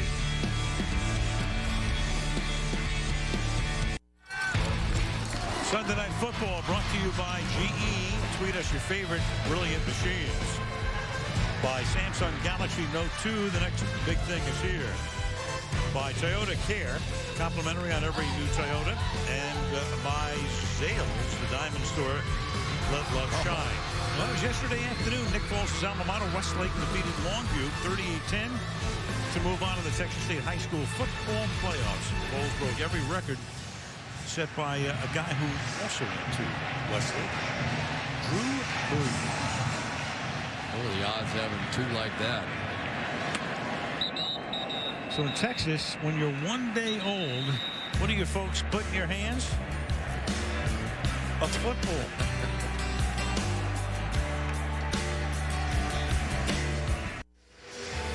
Blake Shelton will bring you Miranda Lambert, Kelly Clarkson, Reba McEntire, One Crazy Turkey. Blake Shelton's Not So Family Christmas. You can see it tomorrow right after The Voice here on NBC. I like it. Dallas has the ball. What you do? Yeah, I do. Country music fan. Man, I love that shot of Foles' parents putting that little football in his hands. At 1 day old as Romo throws to the outside, caught by Ogletree, gain of 9. What'd your parents put into your hands on day one? Any idea? It wasn't a football. It was a basketball. My dad he played for Adolph Rupp. That's right. He's on a national championship team. There, that's beautiful. My parents, I think, put a pair of dice in my hands, but I can't confirm it. But you've mastered it since then. That's what I've heard. Great shot, though. That's beautiful. And I'll tell you what, Foles has had some night. DeMarco Murray is the running back here on second and a deuce. And he will plunge forward. Forward progress is going to be pretty close. Line judge comes in and gives him the spot first down. So says the referee, Jeff Triplett. Yeah, one of the guys we've been keeping an eye on tonight is this Cedric Thornton right here. He's the guy that in Philadelphia they think has been one of the stunning developments for them. A free agent player has become one of the best defenders on this team, and he's going to continue to get more opportunities. And getting a good long look here tonight. Back to the 5 defensive linemen out there now. Stay on the ground, stay through the middle. Murray picks up 4 to the 34. So let's just reset this wild card situation right now in the NFC. Right now, if the season were to stop at this moment, Chicago and Seattle would be the 2 wild cards, and they played an overtime game in Chicago today where Chicago tied the game at the end of regulation, and then Seattle went down the field and scored a touchdown to win it. Jerry Jones and his gang hoping that the Cowboys would stay into the hunt, but as you said at the top, Chris, gigantic tonight. Yeah, how about that Russell Wilson too? Tremendous. Second down and 6. And that's caught by Murray, and he will go next to nowhere, running right into Michael Kendricks, the rookie second rounder out of California. I love the story DeMarco Murray told us. He said Bob Stoops from Oklahoma was coming to recruit another kid at his high school. He was just a freshman. So Murray said, what the heck, I'm going to take a shot. Stoops went walking by, so he did his signature dunk. He bounced one off the wall behind the backboard. It took one hop, and he caught it and dunked the thing. And Stoops said, "How old are you, young man?" He said, "I'm a freshman." He said, "I'll be coming back to get you," and he did. So you're heading to Norman. 3rd and 2. And that is caught on the outside by Dez Bryant, who takes it to the Philadelphia 48-yard line with 2.5 minutes to go in the third. Gain of 15. Nnamdi Asomugha up in this press, but he's really not staying on that. He's bailing out of it, and then Dez is taking advantage with some slants over the middle. I still think that you have great opportunities with him. And when he starts to get on a roll now, we saw it on the first drive and a couple of good plays, now a catch here. Sometimes he can take over a game. Murray. And he's brought that ground game back tonight for the Dallas Cowboys. As we said, last in the league in rushing. But tonight, the Dallas Cowboys have rushed for 122 yards, and Murray has accounted for 92 of those. And as a play caller, it just makes everything so much easier. You know, you get up, you don't have to have Tony Romo drop back and throw it 62 times like he did against the Washington Redskins. You can start picking and choosing a bit more. Murray. Short game. 3rd down and 2 next with 1.5 minutes to go. Yeah, sort of interesting to watch Andy Reid's squad out here tonight. They've already scored, 24 points in this one, which ties the season high. When you think of the Philadelphia Eagles and all the points that they score every single year, the idea that 24 points would tie the career high. They haven't scored 24 since they beat the Ravens in week 2. Philly with 3 wins this season. They came in the first 4 weeks by a total of 4 points. Last time they won a game was the last night of September on Sunday Night Football against the Giants. And as a lot of you know, especially in Philadelphia, the Phillies have won more recently than the Eagles. But we'll find out about tonight, 24-17.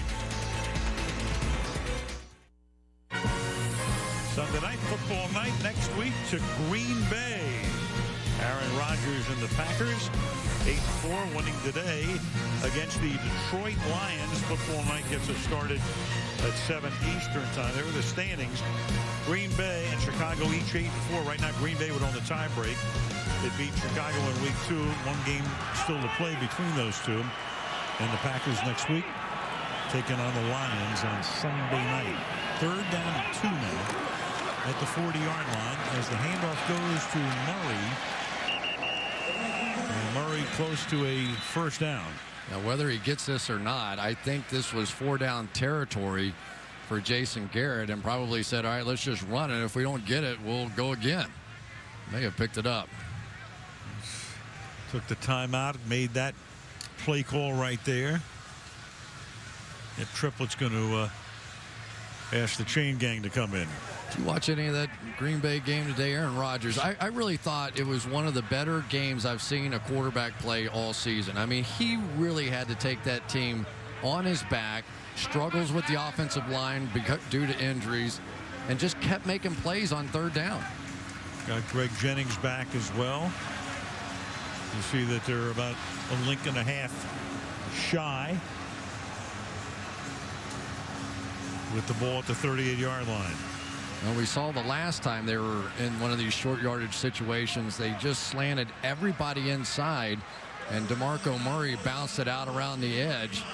So see whether or not they like it. One thing I know the Cowboys are very good at is some of these toss pitches. And sometimes they'll even crack back with a wide out or a tight end, but no crack back here. They're all lined up. No smash mouth. Bringing an extra lineman, bringing Vickers as the fullback. Put Witten on the wing and give the ball to Murray. And he should have enough for the first down. Matthews indicates he doesn't. Philly says no, no, no. But it looks from here as if that lean got him. Wow, got they it, really but who knows? Marked that thing back. Yes, they did. He almost put it back where not so much forward progress is where he landed. Let's take a look. Well, Nate Livings is there. Romo saying, well, how can you put it there? I think that's a bad mark. I really do. Well, this is challengeable if they don't get it, and it appears they're not going to get it. I thought he was clearly across this line and then got driven back, and they sort of put it down. Right. Where he landed instead of where he got to. Well, they're going to say that they turned the ball over, but Garrett is ready to throw the flag here and take a chance on the challenge. And if I'm him, I do this. And of course, the crowd now sees this on the big board. And when you talk about a big board, they get the biggest of them all here. And the crowd is waiting for Garrett to throw the flag, but he has to crane his neck to take a look. He's going to crane his arm here in a minute. Right, he should, because the guys upstairs, his assistant coaches, and the crowd says, come on, throw the flag. Yeah, he's just waiting until the last minute. He just used the timeout. If he loses this challenge, he'll be down to one timeout, but I think it's worthwhile.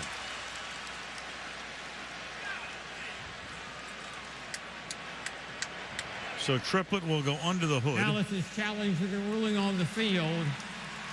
And the runner is short of the line of game. All right.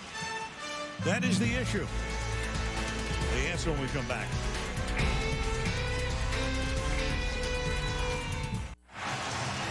Take another look at this. Now remember, the officials don't see the yellow line. The yellow line, as you know, is unofficial. We've told you that 15 million times. But you can use the hash mark as a landmark. So where is he? Will they put the ball eventually inside the 38-yard line? He's at the 38 right there. If they do, it will be enough for a first down. I mean, there's just no doubt using the yellow line, but again, you don't know. This process gets a lot tougher without it, and it has to be definitive. They marked it short of the line to gain, so who knows? I've given up on these, man. In my mind, there's no doubt it's a first down. Me too. When the play was run, you could see it from here.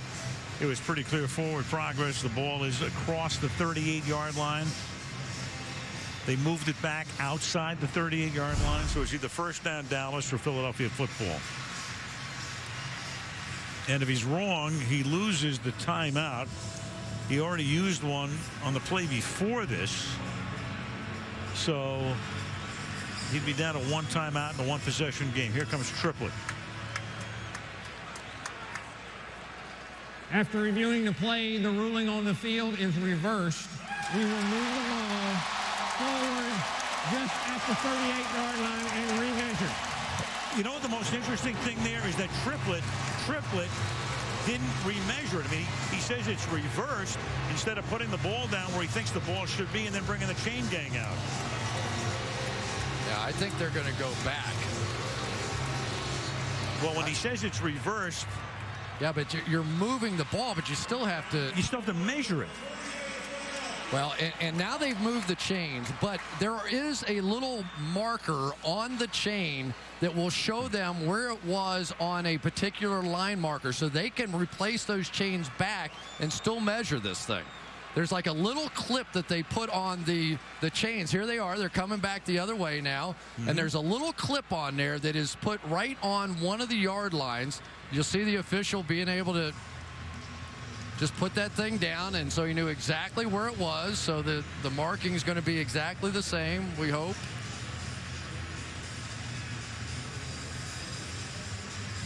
And it is a first down.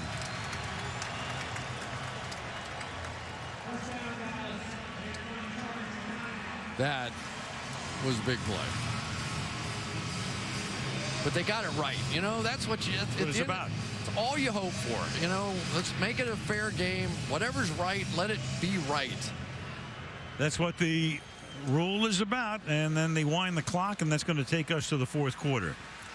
So at the end of 3, deep in the heart of Texas, it's Philadelphia 24 and Dallas 17. Sunday Night Football from Cowboy Stadium. Back after these messages. Aerial coverage tonight being brought to you by Geico. As you look down into Cowboy Stadium, Arlington, Texas, Sunday Night Football. Al Michaels, Chris Collinsworth, and Michelle Tafoya. Philadelphia, big underdog in the game, but up by 7, and Dallas has a first down now at the 38-yard line. And the ball is handed off to Murray, who goes next to nowhere, second and long. And for DeMarco Murray, there was a lot of concern about how long he could go. You know, what was his conditioning going to be like? And so they've run different guys in and out. Felix Jones gotten an opportunity to spell him every once in a while, and they've really managed his snaps here pretty well. I think they've just about maximized what he's able to do after that long layoff. Romo in the gun on 2nd and 9. Jones stays in the block. Pass comes to the outside, where it's taken by Dwayne Harris, who fights his way for what might be a first down, tackle by Allen. Again, that little run-out technique on the outside by Nnamdi Asomugha, not wanting to give up the big plays, and I think that's been kind of a part of the change for Todd Bowles. He has said, you know what, guys, listen, we can't give away games anymore. Keep the ball in front of you. We'll come up and make a tackle, make a play in the red zone. They've been better tonight on defense. Harris, the 8th different receiver tonight for Romo. It's his first catch of the game. Here's Murray over the fake to Jones, and then the pass caught by Miles Austin, who takes it in for the touchdown. Great ball handling by Romo with the fake. It's 27 yards and a touchdown for the Cowboys. An extra point away from a tie right now. Boy, this is Miles Austin we know right here. A lot of cushion on the outside. Again, playing it safely.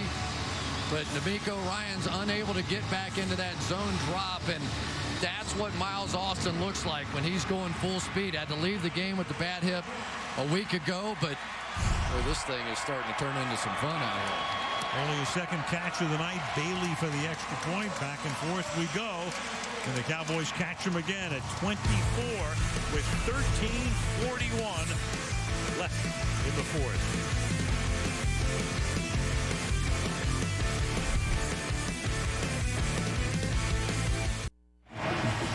Cowboys trying to keep their playoff hopes alive. Philadelphia trying to play the role of spoiler and win their first game since late September here at Cowboys Stadium. The game tied at 24. And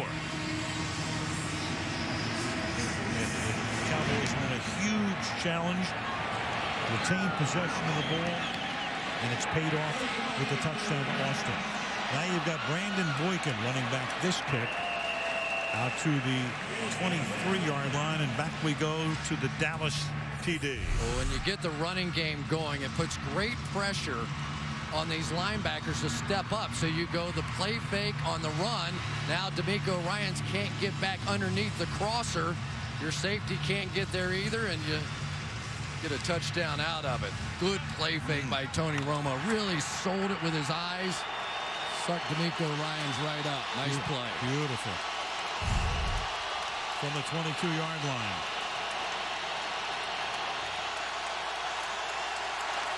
Foles starts with an inside play fake and then slings it over to Jason Avant to the 30-yard line. So again, Nick Foles getting an opportunity to play with a short deck.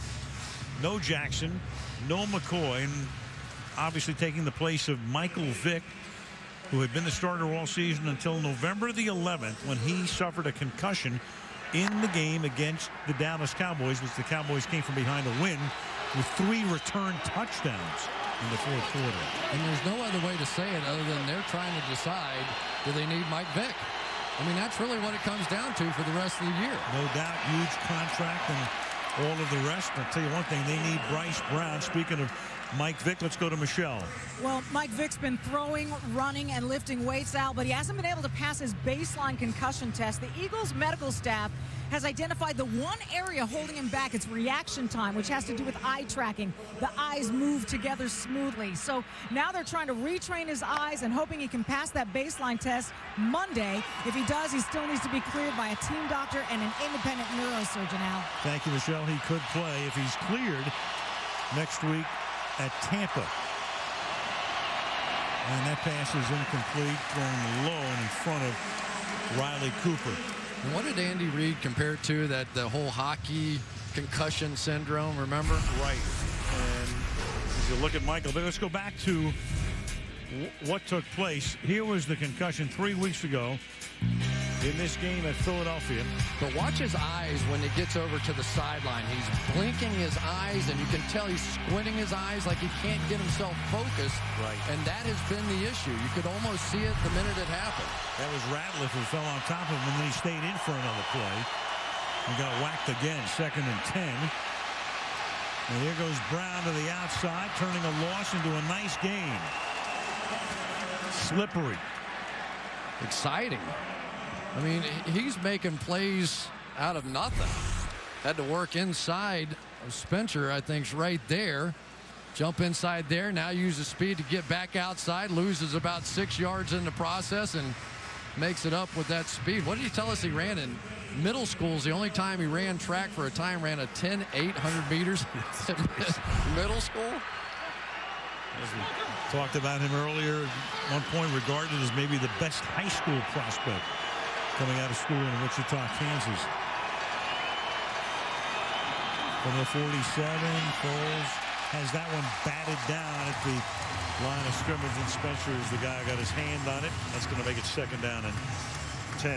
If I'm not mistaken, I think that's only the 3rd batted down pass the Cowboys have had all season long. Think about that. It's a game for J.J. Watt, isn't it? It's a quarter for J.J. Watt. May not have been the worst thing that ever happened. That one got batted down. That was a pretty tight window on that one. But now the turnovers that haven't been a part of this game start to loom large. That's the issue for young quarterbacks. Can they handle the pressure?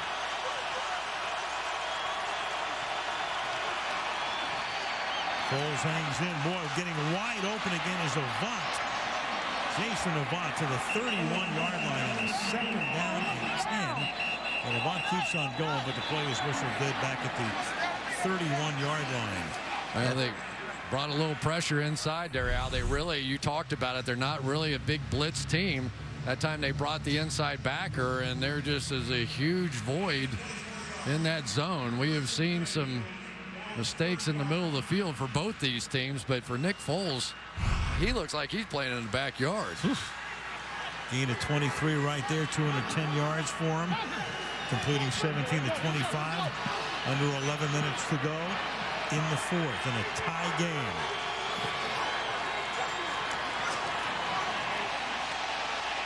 Rolling out and throwing it out of bounds. Intended for Avant. And then it'll be 2nd down and 10. Boy, Josh Brent felt like he got held. He made a really quick move off the ball that time. I think it was Evan Mathis who kind of reached out and grabbed him. Here you go. He jumped right around Dallas Reynolds, and Evan Mathis got just a little bit of him in order to allow his quarterback to get it out. Of course, playing for Jay Ratliff in there, and that looked like Jay Ratliff a little bit.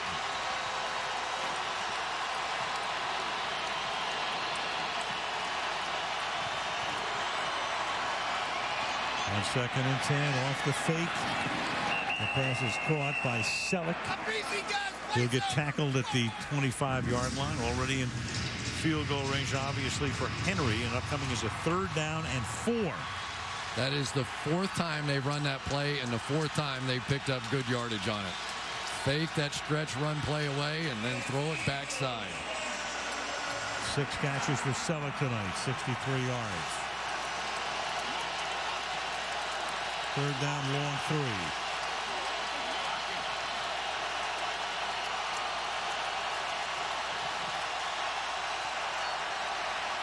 Foles going deep, incomplete.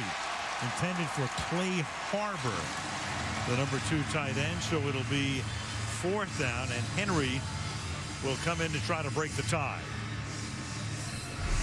Nothing there. He tried to get it out to the right-hand side, and Riley Cooper wasn't there. Just basically had to stand up and try and find somewhere else. That's one of those, if Nick Foles was stepping up in the pocket, I think he would have been able to run for that 1st down. Cooper got the inside taken away and just had to ad-lib. Henry tries to make his 20th consecutive field goal, and it is good as it draws in from 43. And Philadelphia up 27-24.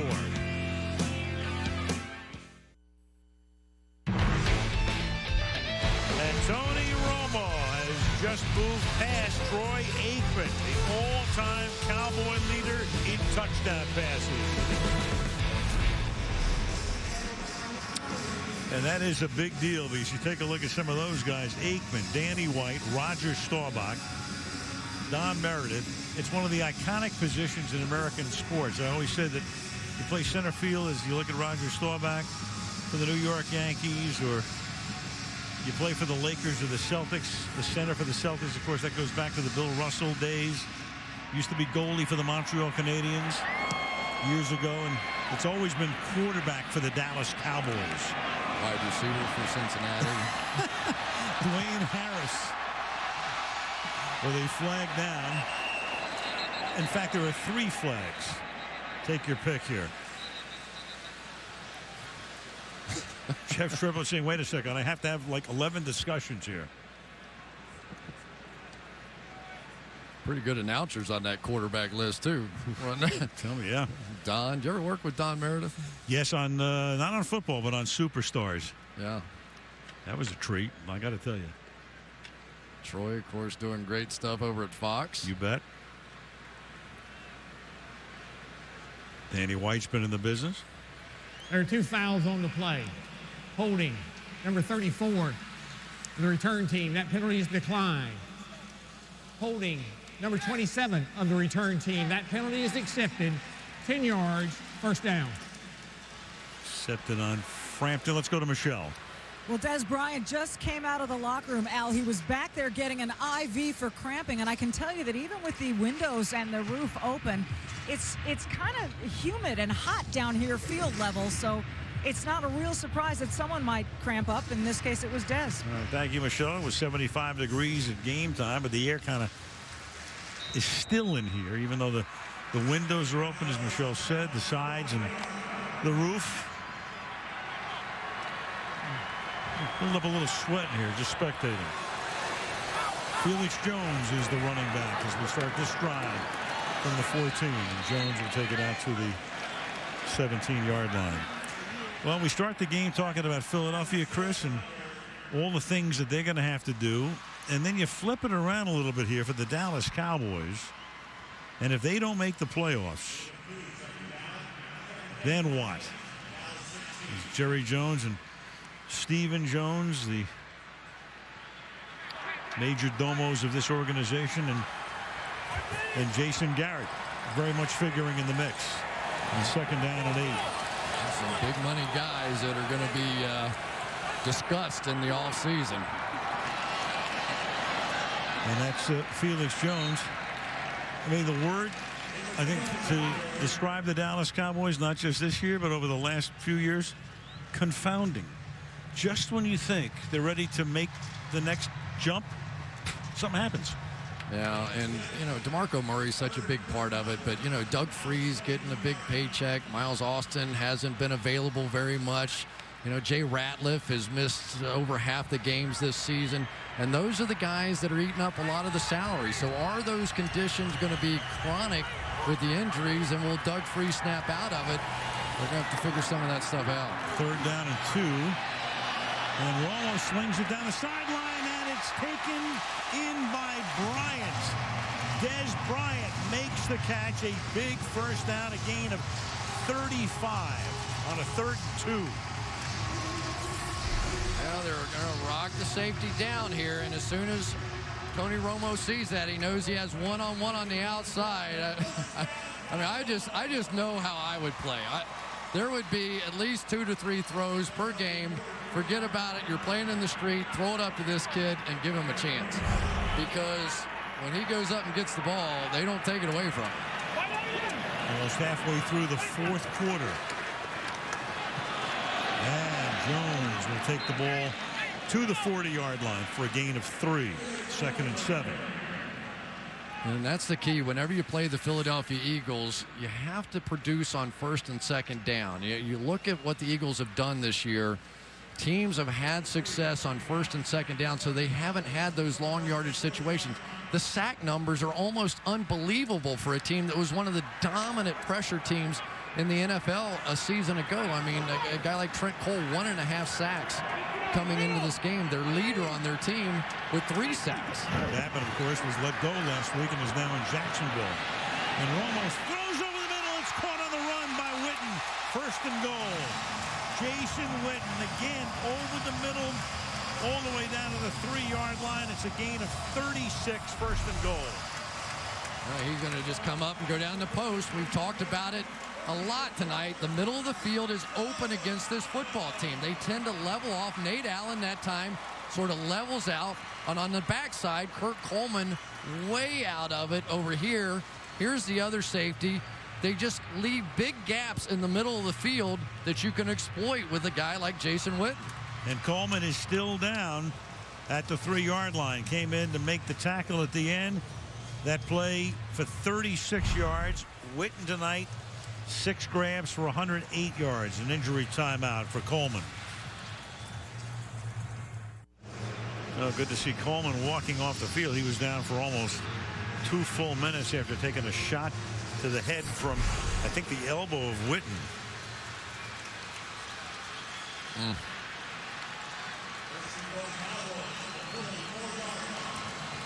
So they take him to the sideline. Of course, Witten, a very collegial and classy guy, goes over to give a little fist bump, and play resumes. DeMarco Murray is the back. It's first down and goal. With 6.5 to go in regulation.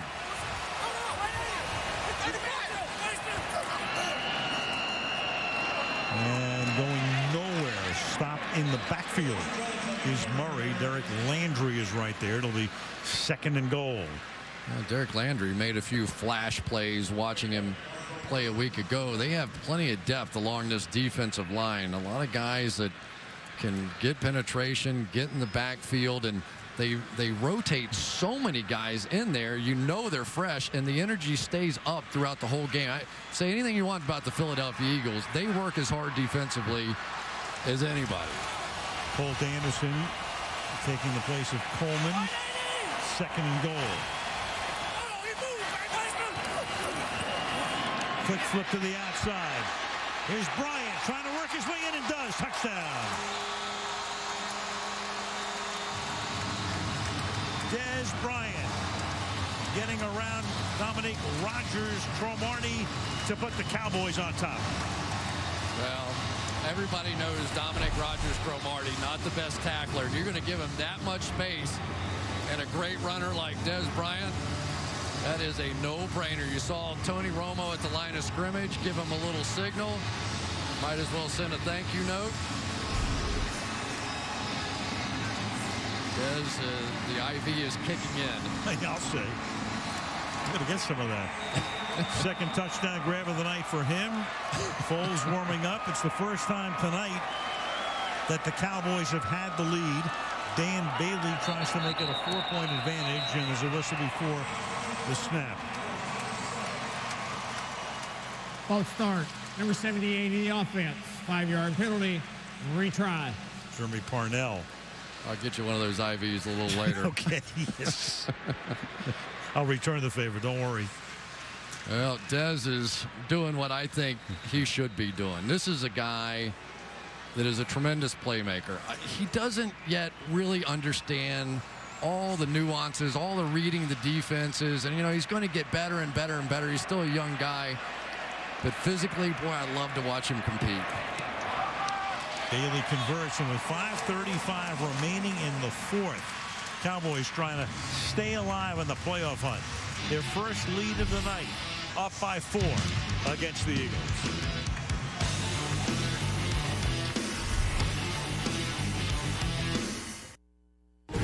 Thursday on Costas tonight. Bob will look back at the greatest sports moments with the biggest names of 2012. Costas tonight. It's Thursday, and you can check it out at 9 Eastern time on the NBC Sports Network.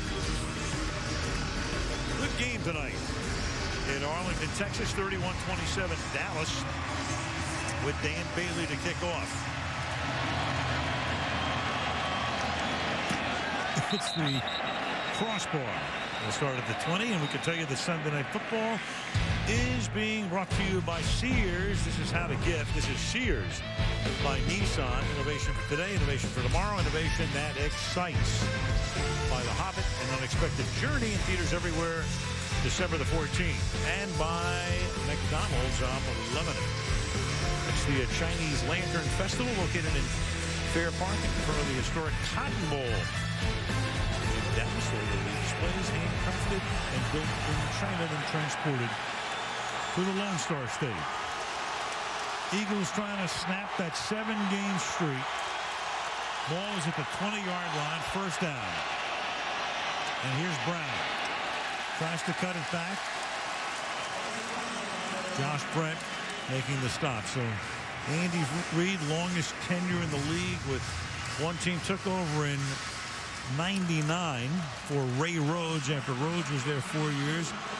A lot of success, but of course a man very much under the gun right now. Jeff Lurie, the owner of the team since the early 90s, and has really not experienced a year like this in his tenure. Second down and 8 from the 22. Foles throwing it away. But Chris, no matter what happens tonight, win or lose or whatever, Foles has been very impressive, and Brown is something else too. Yeah, and I know the decisions are going to have to be made with Andy Reid, but even if he were to lose a job here, he's not going to be out of work long. It's going to be up to him when he decides to get back in. He's won too many football games in his career. Totally agree. Third down and 8 from the 22. Stacking Macklin and Cooper off to the left, and it's so loud in here that a timeout has to be taken. 14 seasons with the Eagles. Back in 99, that's when they drafted Donovan McNabb. 17 wins against Dallas. 129 regular season wins, 6 NFC East titles. Been to 1 Super Bowl and 5 NFC championship games. You know what I always think about with Andy is that he was one of the original guys that believed you should throw it much more than you ran it. You know, and he got criticized throughout his career. How can you do that? You can't win that way, blah, blah, blah. Well, now it's the norm, and everybody's doing it, and he kind of proved himself right. Yep. Went against convention, whatever convention is. And a track record, as you say, Chris, he'll get some offers. Foles escapes, throws, and converts. Boy, I tell you, good mobility, moving to his left. DeMarco Murray was chasing him, hits Avant. Gain of 19, first down. Well, I don't know how he got away here, because you're going to see Foles back out, and Ware is going to take a clean shot. I think Ware is so conditioned to see quarterbacks step up that when Foles went the other way, Ware just took a swing and a miss. But what a big moment for the rookie. He stays focused. He's not looking to run it. He's looking to complete a pass. That was big. At the 41-yard line.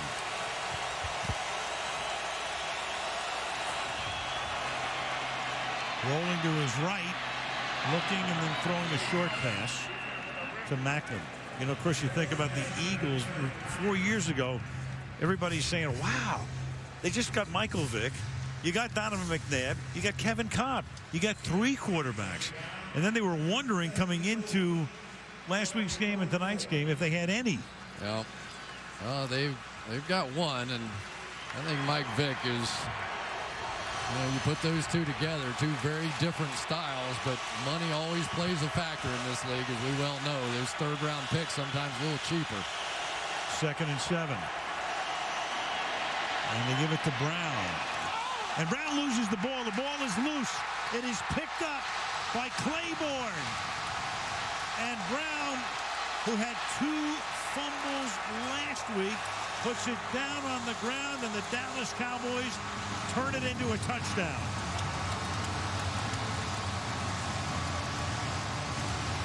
As well as Bryce Brown has played, he loses football games being loose with the ball. Josh Brent, who's made 2 or 3 plays here in the 4th quarter, stripped the ball out. And for Bryce Brown, the lack of experience in the NFL, the lack of experience in big moments and tucking the ball in a crowd, the Cowboys planned on going after it. The first turnover of the game is a huge one. And they looked up at the board to see if it was something that they wanted to challenge, but it was very clear his knee was never down. The play was still alive. And it's a 50-yard return by Dallas's #1 draft choice.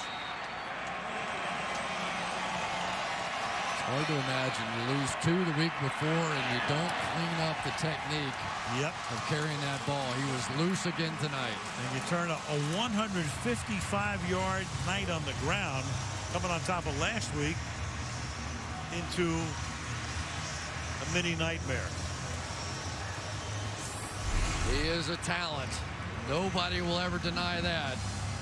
But when you get in that position, there has to be 2 hands on the ball in the National Football League. If there's not, it's coming out. You know, as a young player, we all had to learn the hard way, and he just doesn't have enough experience to fully understand how talented these defenders are at getting the ball out. And Andy Reid, what do you say? Yeah, what do you say? You can't play. You cannot play running back no matter how talented you are until you learn how to hold on to the ball. That would have set up a big 3rd and 2 had he held on to it. Instead, Claiborne off and running. You look at those numbers on the night. Foles, very impressive. Brown, you throw that out, very impressive. But here they are down by 11 and looking into the teeth of an 8-game losing streak.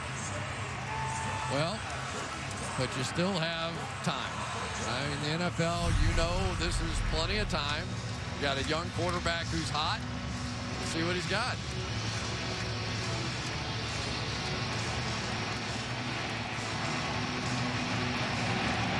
Dan Bailey's kickoff. And the Eagles will begin from the 20-yard line. Looking ahead, they have 2 timeouts, plus the clock will stop at the 2-minute warning. Get coverage of every NFL game, folks, with NFL Mobile. Well, Star NFL to download or go to NFL.com/mobile to learn more. Downtown Big D. First Sunday night of December.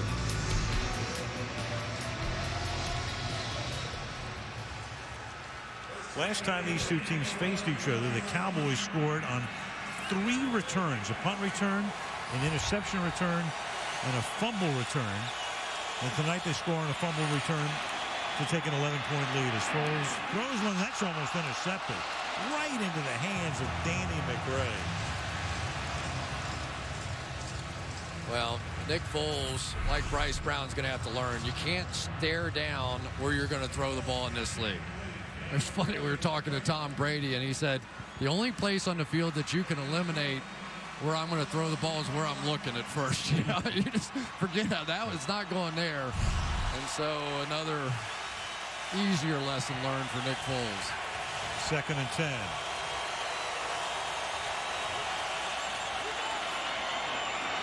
And here goes Brown. And Brown will take this one out to the 33 and secures it there again at 13. 4 return touchdowns for the Dallas in the 2 games against Philadelphia. How about the Eagles? The Eagles have not scored a single return touchdown this year. No kickoff return, no punt return, no interception return, no fumble returns. Have you ever had one of those years? Yep. From the 33, and that's thrown behind Brown. And a flag is down because Jeff Triplett is a little late in. Personal foul. Personal foul, yep. Roughing the passer, number 93. The defense. 15 yards, automatic first down. It's Anthony Spencer. You know, in baseball, they say tie goes to the runner. In this league, tie goes to the quarterback. If it's close, they're throwing it. Just the way it is. Whether you like it, you don't like it. You used to play defensive end in high school. Doesn't matter. That's the way they're calling it now. Marcus Ware having to catch his breath. Rob Ryan's defense trying to secure the win. The ball at the 48-yard line. But a dump off screen to Brown. And Brown able to stay on his feet and get to the midfield stripe. Well, we talked about it early in the game. Bryce Brown tends to be a little loose with the football. You can see it just swinging out away from his body. I mean, he just can't do it in this league. He tends to do it in the open field, but a lot of times you think you're in the open field and you're really not. And one hand on the ball when a guy the size of Josh Brent is tackling you is not enough. 2nd and 8 against the 4-man rush, and he gets sacked and stripped. Victor Butler came in, and the Eagles were able to maintain possession, but Butler came from the blind side to force the fumble, and the Eagles retained possession.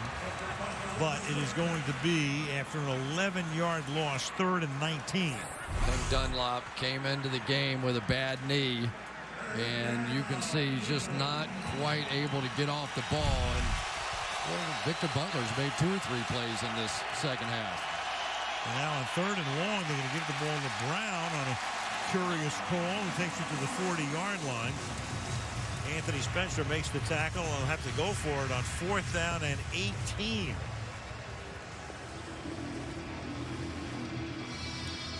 You know, it just looks a whole lot like a Philadelphia Eagles game this year.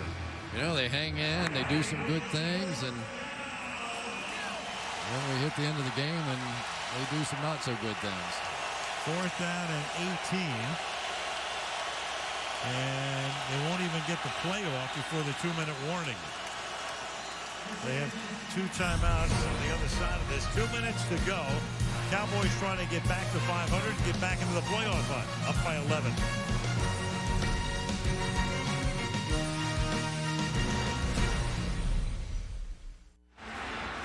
So it's 4th down and 18. Last gasp for the Philadelphia Eagles. As you can see, they have to get to the Dallas 42-yard line to retain possession. And right off the bat, you got DeMarcus Ware, and that's going to turn it into a 4th and 13.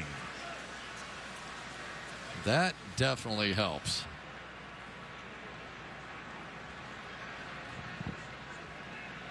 Offside. Defense, number 94. 5-yard penalty, still 4th down.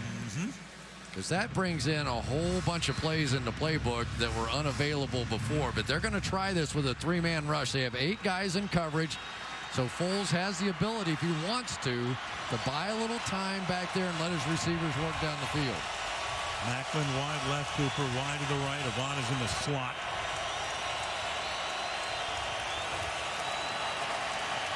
And Foles hangs in the pocket, then throws to the 49. Selleck cannot get the 1st down. He can only get to the 45-yard line, and Dallas will take over on downs. I think they watched Ray Rice's highlight from last week too much. Right. Coming up after the game, Wendy's post-game report. Michelle with the star of the game, or stars of the game on the field. Bob, Tony, and Mike wrap it up. Look at other league news. Chris and I will look ahead to next Sunday night when we will be in Green Bay, no doubt with the roof open, against Detroit. Coming up right after the game. Tony Romo, look at that, 10 for 10 in this half. Wow. 3 touchdowns. And I guess if you want to go back to the biggest play of the night for Dallas, it's a challenge on what would have been losing the ball on downs. And now they give it to Murray. And will make Philadelphia use its timeouts. They have 2. And we'll go back to Tony Romo's big night. Well, despite the pressure, Tony Romo won this game with his ability to escape pressure. He's been in and out, scrambling around, making quick throws, running when he needed to run, breaking down that 2-man coverage.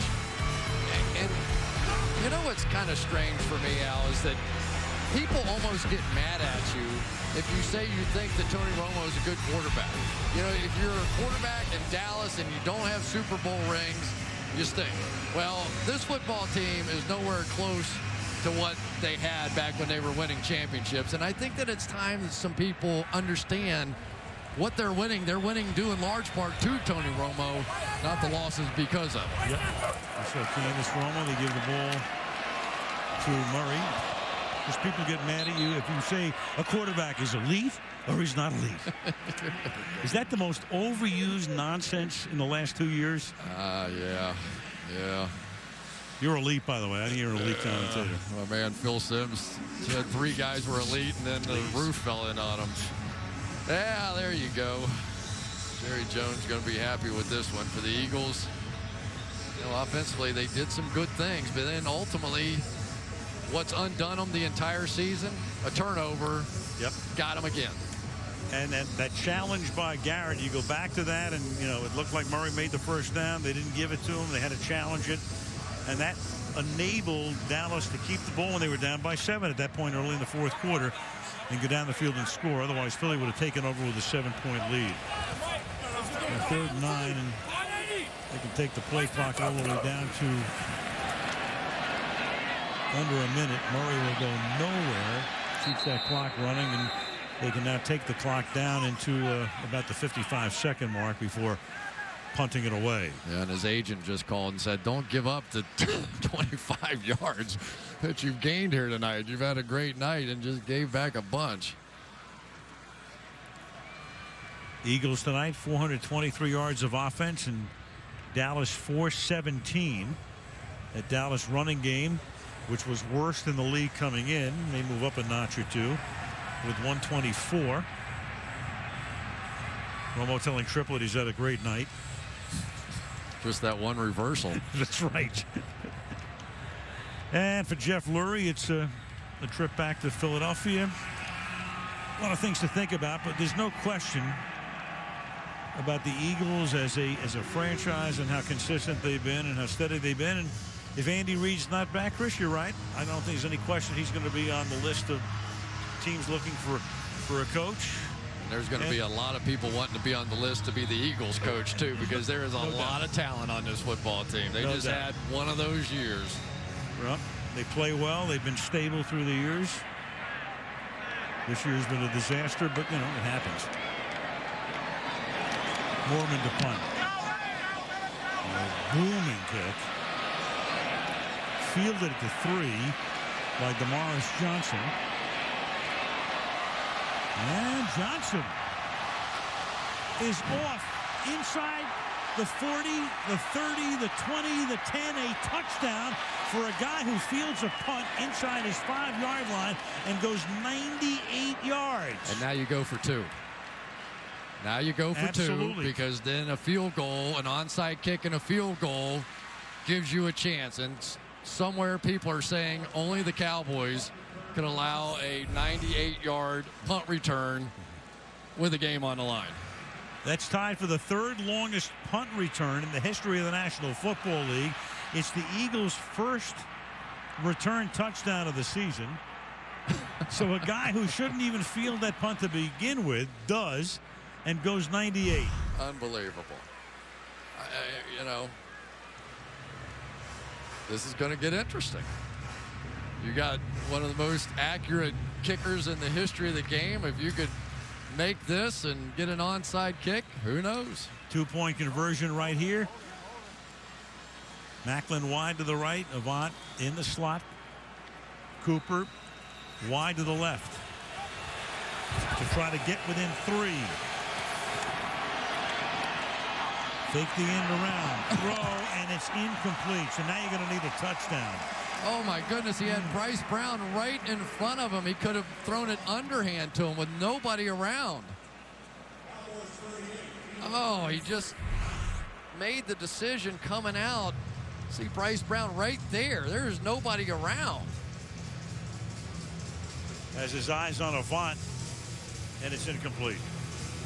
Or run it in. There was, I mean, there was just nobody there. And he knows it, too. So now you need to recover an onside kick and get a touchdown. Oh, boy. Jerry looked so comfortable a minute ago. Oh, man.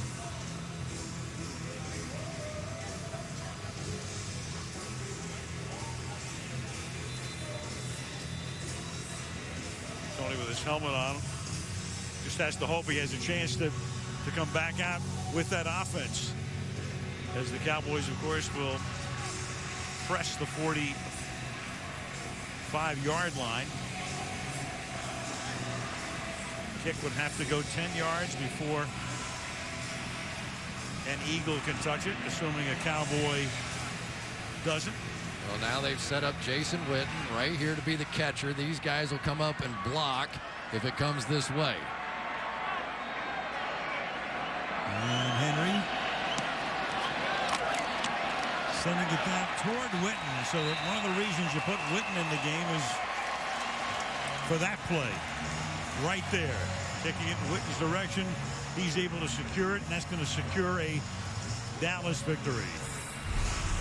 Well, as it should be when the game's on the line. What did Jason Garrett say? I want 82 to be involved in the play, and he was again. Even if it's not a kickoff return. Riley Cooper just tried to jump over the world and get it. So the Eagles out of timeouts. One kneel down will end it. The Cowboys will go to 6-6. Will have swept the 2 games with the Eagles in this rivalry. It won't be easy for Dallas, though. They go to Cincinnati next week. The Bengals keep winning. Then they get Pittsburgh and New Orleans here back-to-back. And end the year with the Redskins. So for Andy Reid, it's an 8th consecutive loss. They go to 3-9. Head to Tampa next week. And the Cowboys, well, it seems like every week's a must-win. But they're back in it. This one really was. Wendy's post-game report coming up on the other side of the break. Stick around. Welcome to the Wendy's post-game report. Here now, Bob Costas. So the Cowboys get to 6-6 after a 6-game absence. DeMarco Murray returned to contribute 83 yards and a touchdown. Dez Bryant caught a couple of touchdown passes from Tony Romo, who was 10 for 10 in the second half. All 3 of his touchdown passes came after intermission, 22 of 27 overall. Good night for him and his 2 teammates, and all 3 are with Michelle. Well, Tony, you guys knew you absolutely had to have this win. Second half, you went for 10 for 10 for 3 touchdown passes. What changed in the second half? Well, I think a little bit was just getting a beat on what they were doing. And, against this team, they rush the passer so well. You just have to keep going, expect a couple negative plays, and then you can hit them if you get enough time. And we did that. The guys did a great job tonight. You guys came into this game dead last in the NFL in rushing, and you said we've absolutely got to run against the Eagles. Yes. So, Matt, how much did having DeMarco Murray back help the offense? Oh, it's if you're able to run the football, it changes the entire landscape, and it helps our guys up front tremendously. They got to, like I said, some teams we've played have gotten after us a little bit just in the pass rush, but we continue to battle, and when you're able to run the ball, it just makes them think double guess every time, and coverages kind of get simpler, and it just helps out everybody. I know the win is the most important thing here, Tony, but in the process, you become the Cowboys' all-time leader in touchdown passes. What does that mean to you? Well, like you said, it's about the win, and it would have been at this point right now, it's hard to think that way because we're right in the middle of a playoff race that we desperately had to have this game, and we know that, so the sense of urgency is all about that. Obviously with the guys who were there, Troy and some of the other ones, it's pretty special in that regard, and just to be mentioned in the same breath with those guys is something I'll look back on one day and be very proud of. Congratulations. Thanks, Michelle. The guy who caught that record-setting pass is Dez Bryant, and Dez, on that play, he threw across the field. It was a crazy play. What happened? Oh, the linebacker, he pushed me down. I supposed to run that route about 6 yards, and I seen Tony scrambling, and I felt open. I was trying to get his attention, and I got it. It tossed me the rock, and I just felt like, when I get this ball, I'm going to try to make the most of it. And, came out with a touchdown, and, just for him to be the all-time passer, that made me feel special, especially the one who got it, helped him get it. At 1 reception in the first half, and then things just exploded in the second half. What changed? Oh, just staying focused, really nothing changed, just staying focused, staying on the game plan, keeping my mind right, and Tony, just believe in me. Congratulations. Thank you. Let's turn to DeMarco Murray, who, as we said, Tony said coming into this game we had to be able to run it. Now, you hadn't played in 6 games. You missed the last 6 straight. Yeah. So it was going to work around your conditioning, how you felt. How did your productivity match up with what you expected? I came out here expecting a lot of myself. Thank God, healed me, and our trainers did a great job at protecting me and making sure my cardio was right. But I did expect a big day, and I knew I had to come out here and just run hard, play hard to give us a spark. So the big question is, can you do it again? Because obviously now you guys want to go ahead and keep winning. They're going to need you to do that. How are you feeling physically about all of that? I feel great. I feel great. In order to win around this league, you have to run the ball, and you can't be one-dimensional. We proved that tonight that we got to continue to stay on the same page and just keep grinding. DeMarco, congratulations. Thank you. Appreciate it. Bob? Okay, Michelle, so with the Cowboys win over the Eagles, the NFC playoff picture looks like this. Atlanta clinched the South with their win on Thursday, and Tampa Bay's loss at Denver today. Chicago and Seattle would be in wildcard position right now, but there are 5 teams now, including Dallas, just 1 loss back of the Seahawks. Let's bring in Tony Dungy from New York. What do you make of the Cowboys' chances, Tony? Well, Bob, at halftime tonight, those chances didn't look very good, but Tony Romo and Dez Bryant really got them going in the second half in a game they had to have. You know, again, they were struggling, and they got that energy going, and as you mentioned, Romo was perfect in the second half, and that's what they needed. But they're going to have to play a lot better. Philadelphia was missing their starting quarterback, their starting running back, their best wide receiver, and they still gave up 33 points. They've got 2 games coming up with Cincinnati and Pittsburgh that they have to win, and they're going to have to play a lot better to get that done. Something else that doesn't bode well for the Cowboys, they have lost head-to-head to Seattle, and the other team that's ahead of them, Chicago's a game ahead of Seattle for the first wild card as we speak. The Bears also beat the Cowboys. There's another way in. If Washington beats the Giants tomorrow night, then both Washington and Dallas are just a game back of the Giants in the NFC East. What about other teams in the NFC? Well, you mentioned Seattle, and that's the team I'm looking at. They had been very, very strong at home, but struggling a little bit on the road. Russell Wilson today went into Chicago against a very tough defense and played a tremendous game. They could not keep him in the pocket. He made big plays all day, got them going on 2 late drives, and they are in great shape because, as you mentioned, they have already beaten Dallas. They've beaten Chicago now in Green Bay, so they're going to have the tiebreaker advantage on a lot of those teams that are chasing them. Okay, let's turn now to the AFC. Half of the playoff spots are now accounted for. Houston at 11-1 clinched a postseason berth, but not yet their division, although obviously they're in great shape for the #1 seed, while New England and Denver secured the AFC East and West titles respectively, and it would appear that Indianapolis, Pittsburgh, and Cincinnati are fighting for 2 spots. Tony, who do you think is best positioned of those 3?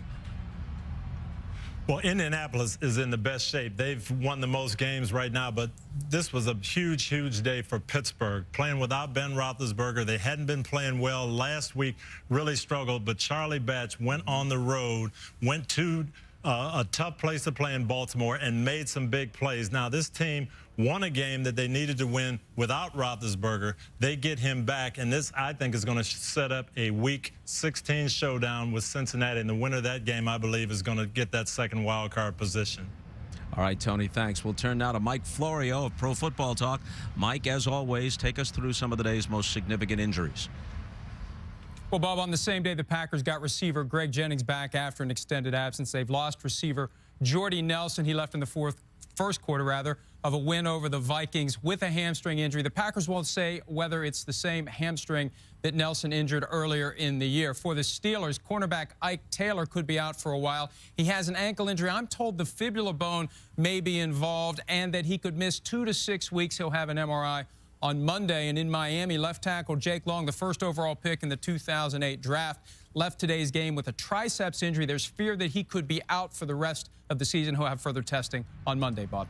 Okay, Mike. Folks, you can tune into the all-new Pro Football Talk every weekday at 5 p.m. on the NBC Sports Network, presented by Chevrolet, and also on the NBC Sports Network. Catch the Dan Patrick Show weekdays from 9 a.m. to noon. Tony Dungy and Matt Barkley will both be in studio on tomorrow's show. Cowboys 38, Eagles 33. Alan Chris back to wrap it up after this.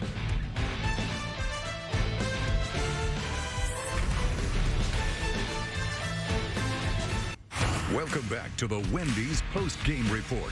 Here now, Al Michaels and Chris Collinsworth. And it would figure to be a very high-scoring game as we go to Lambeau next week. Packers get back on track after that game in New York last week. Needed a win, got it. Seattle beat Chicago, so Green Bay is now at the moment in control. Need to keep winning.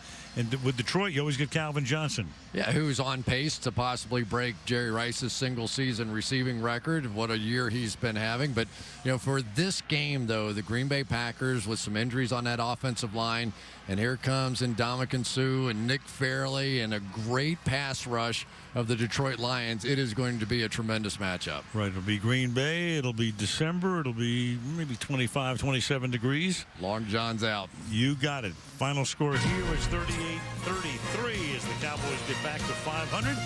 And a reminder that Sunday night is football night from Green Bay next week. It all begins at 7 Eastern Time. Till then, Al Michaels, Chris Collinsworth, Michelle Tafoya, our whole gang led by Fred Fidelli and Drew Essendahl saying good night from Arlington, Texas.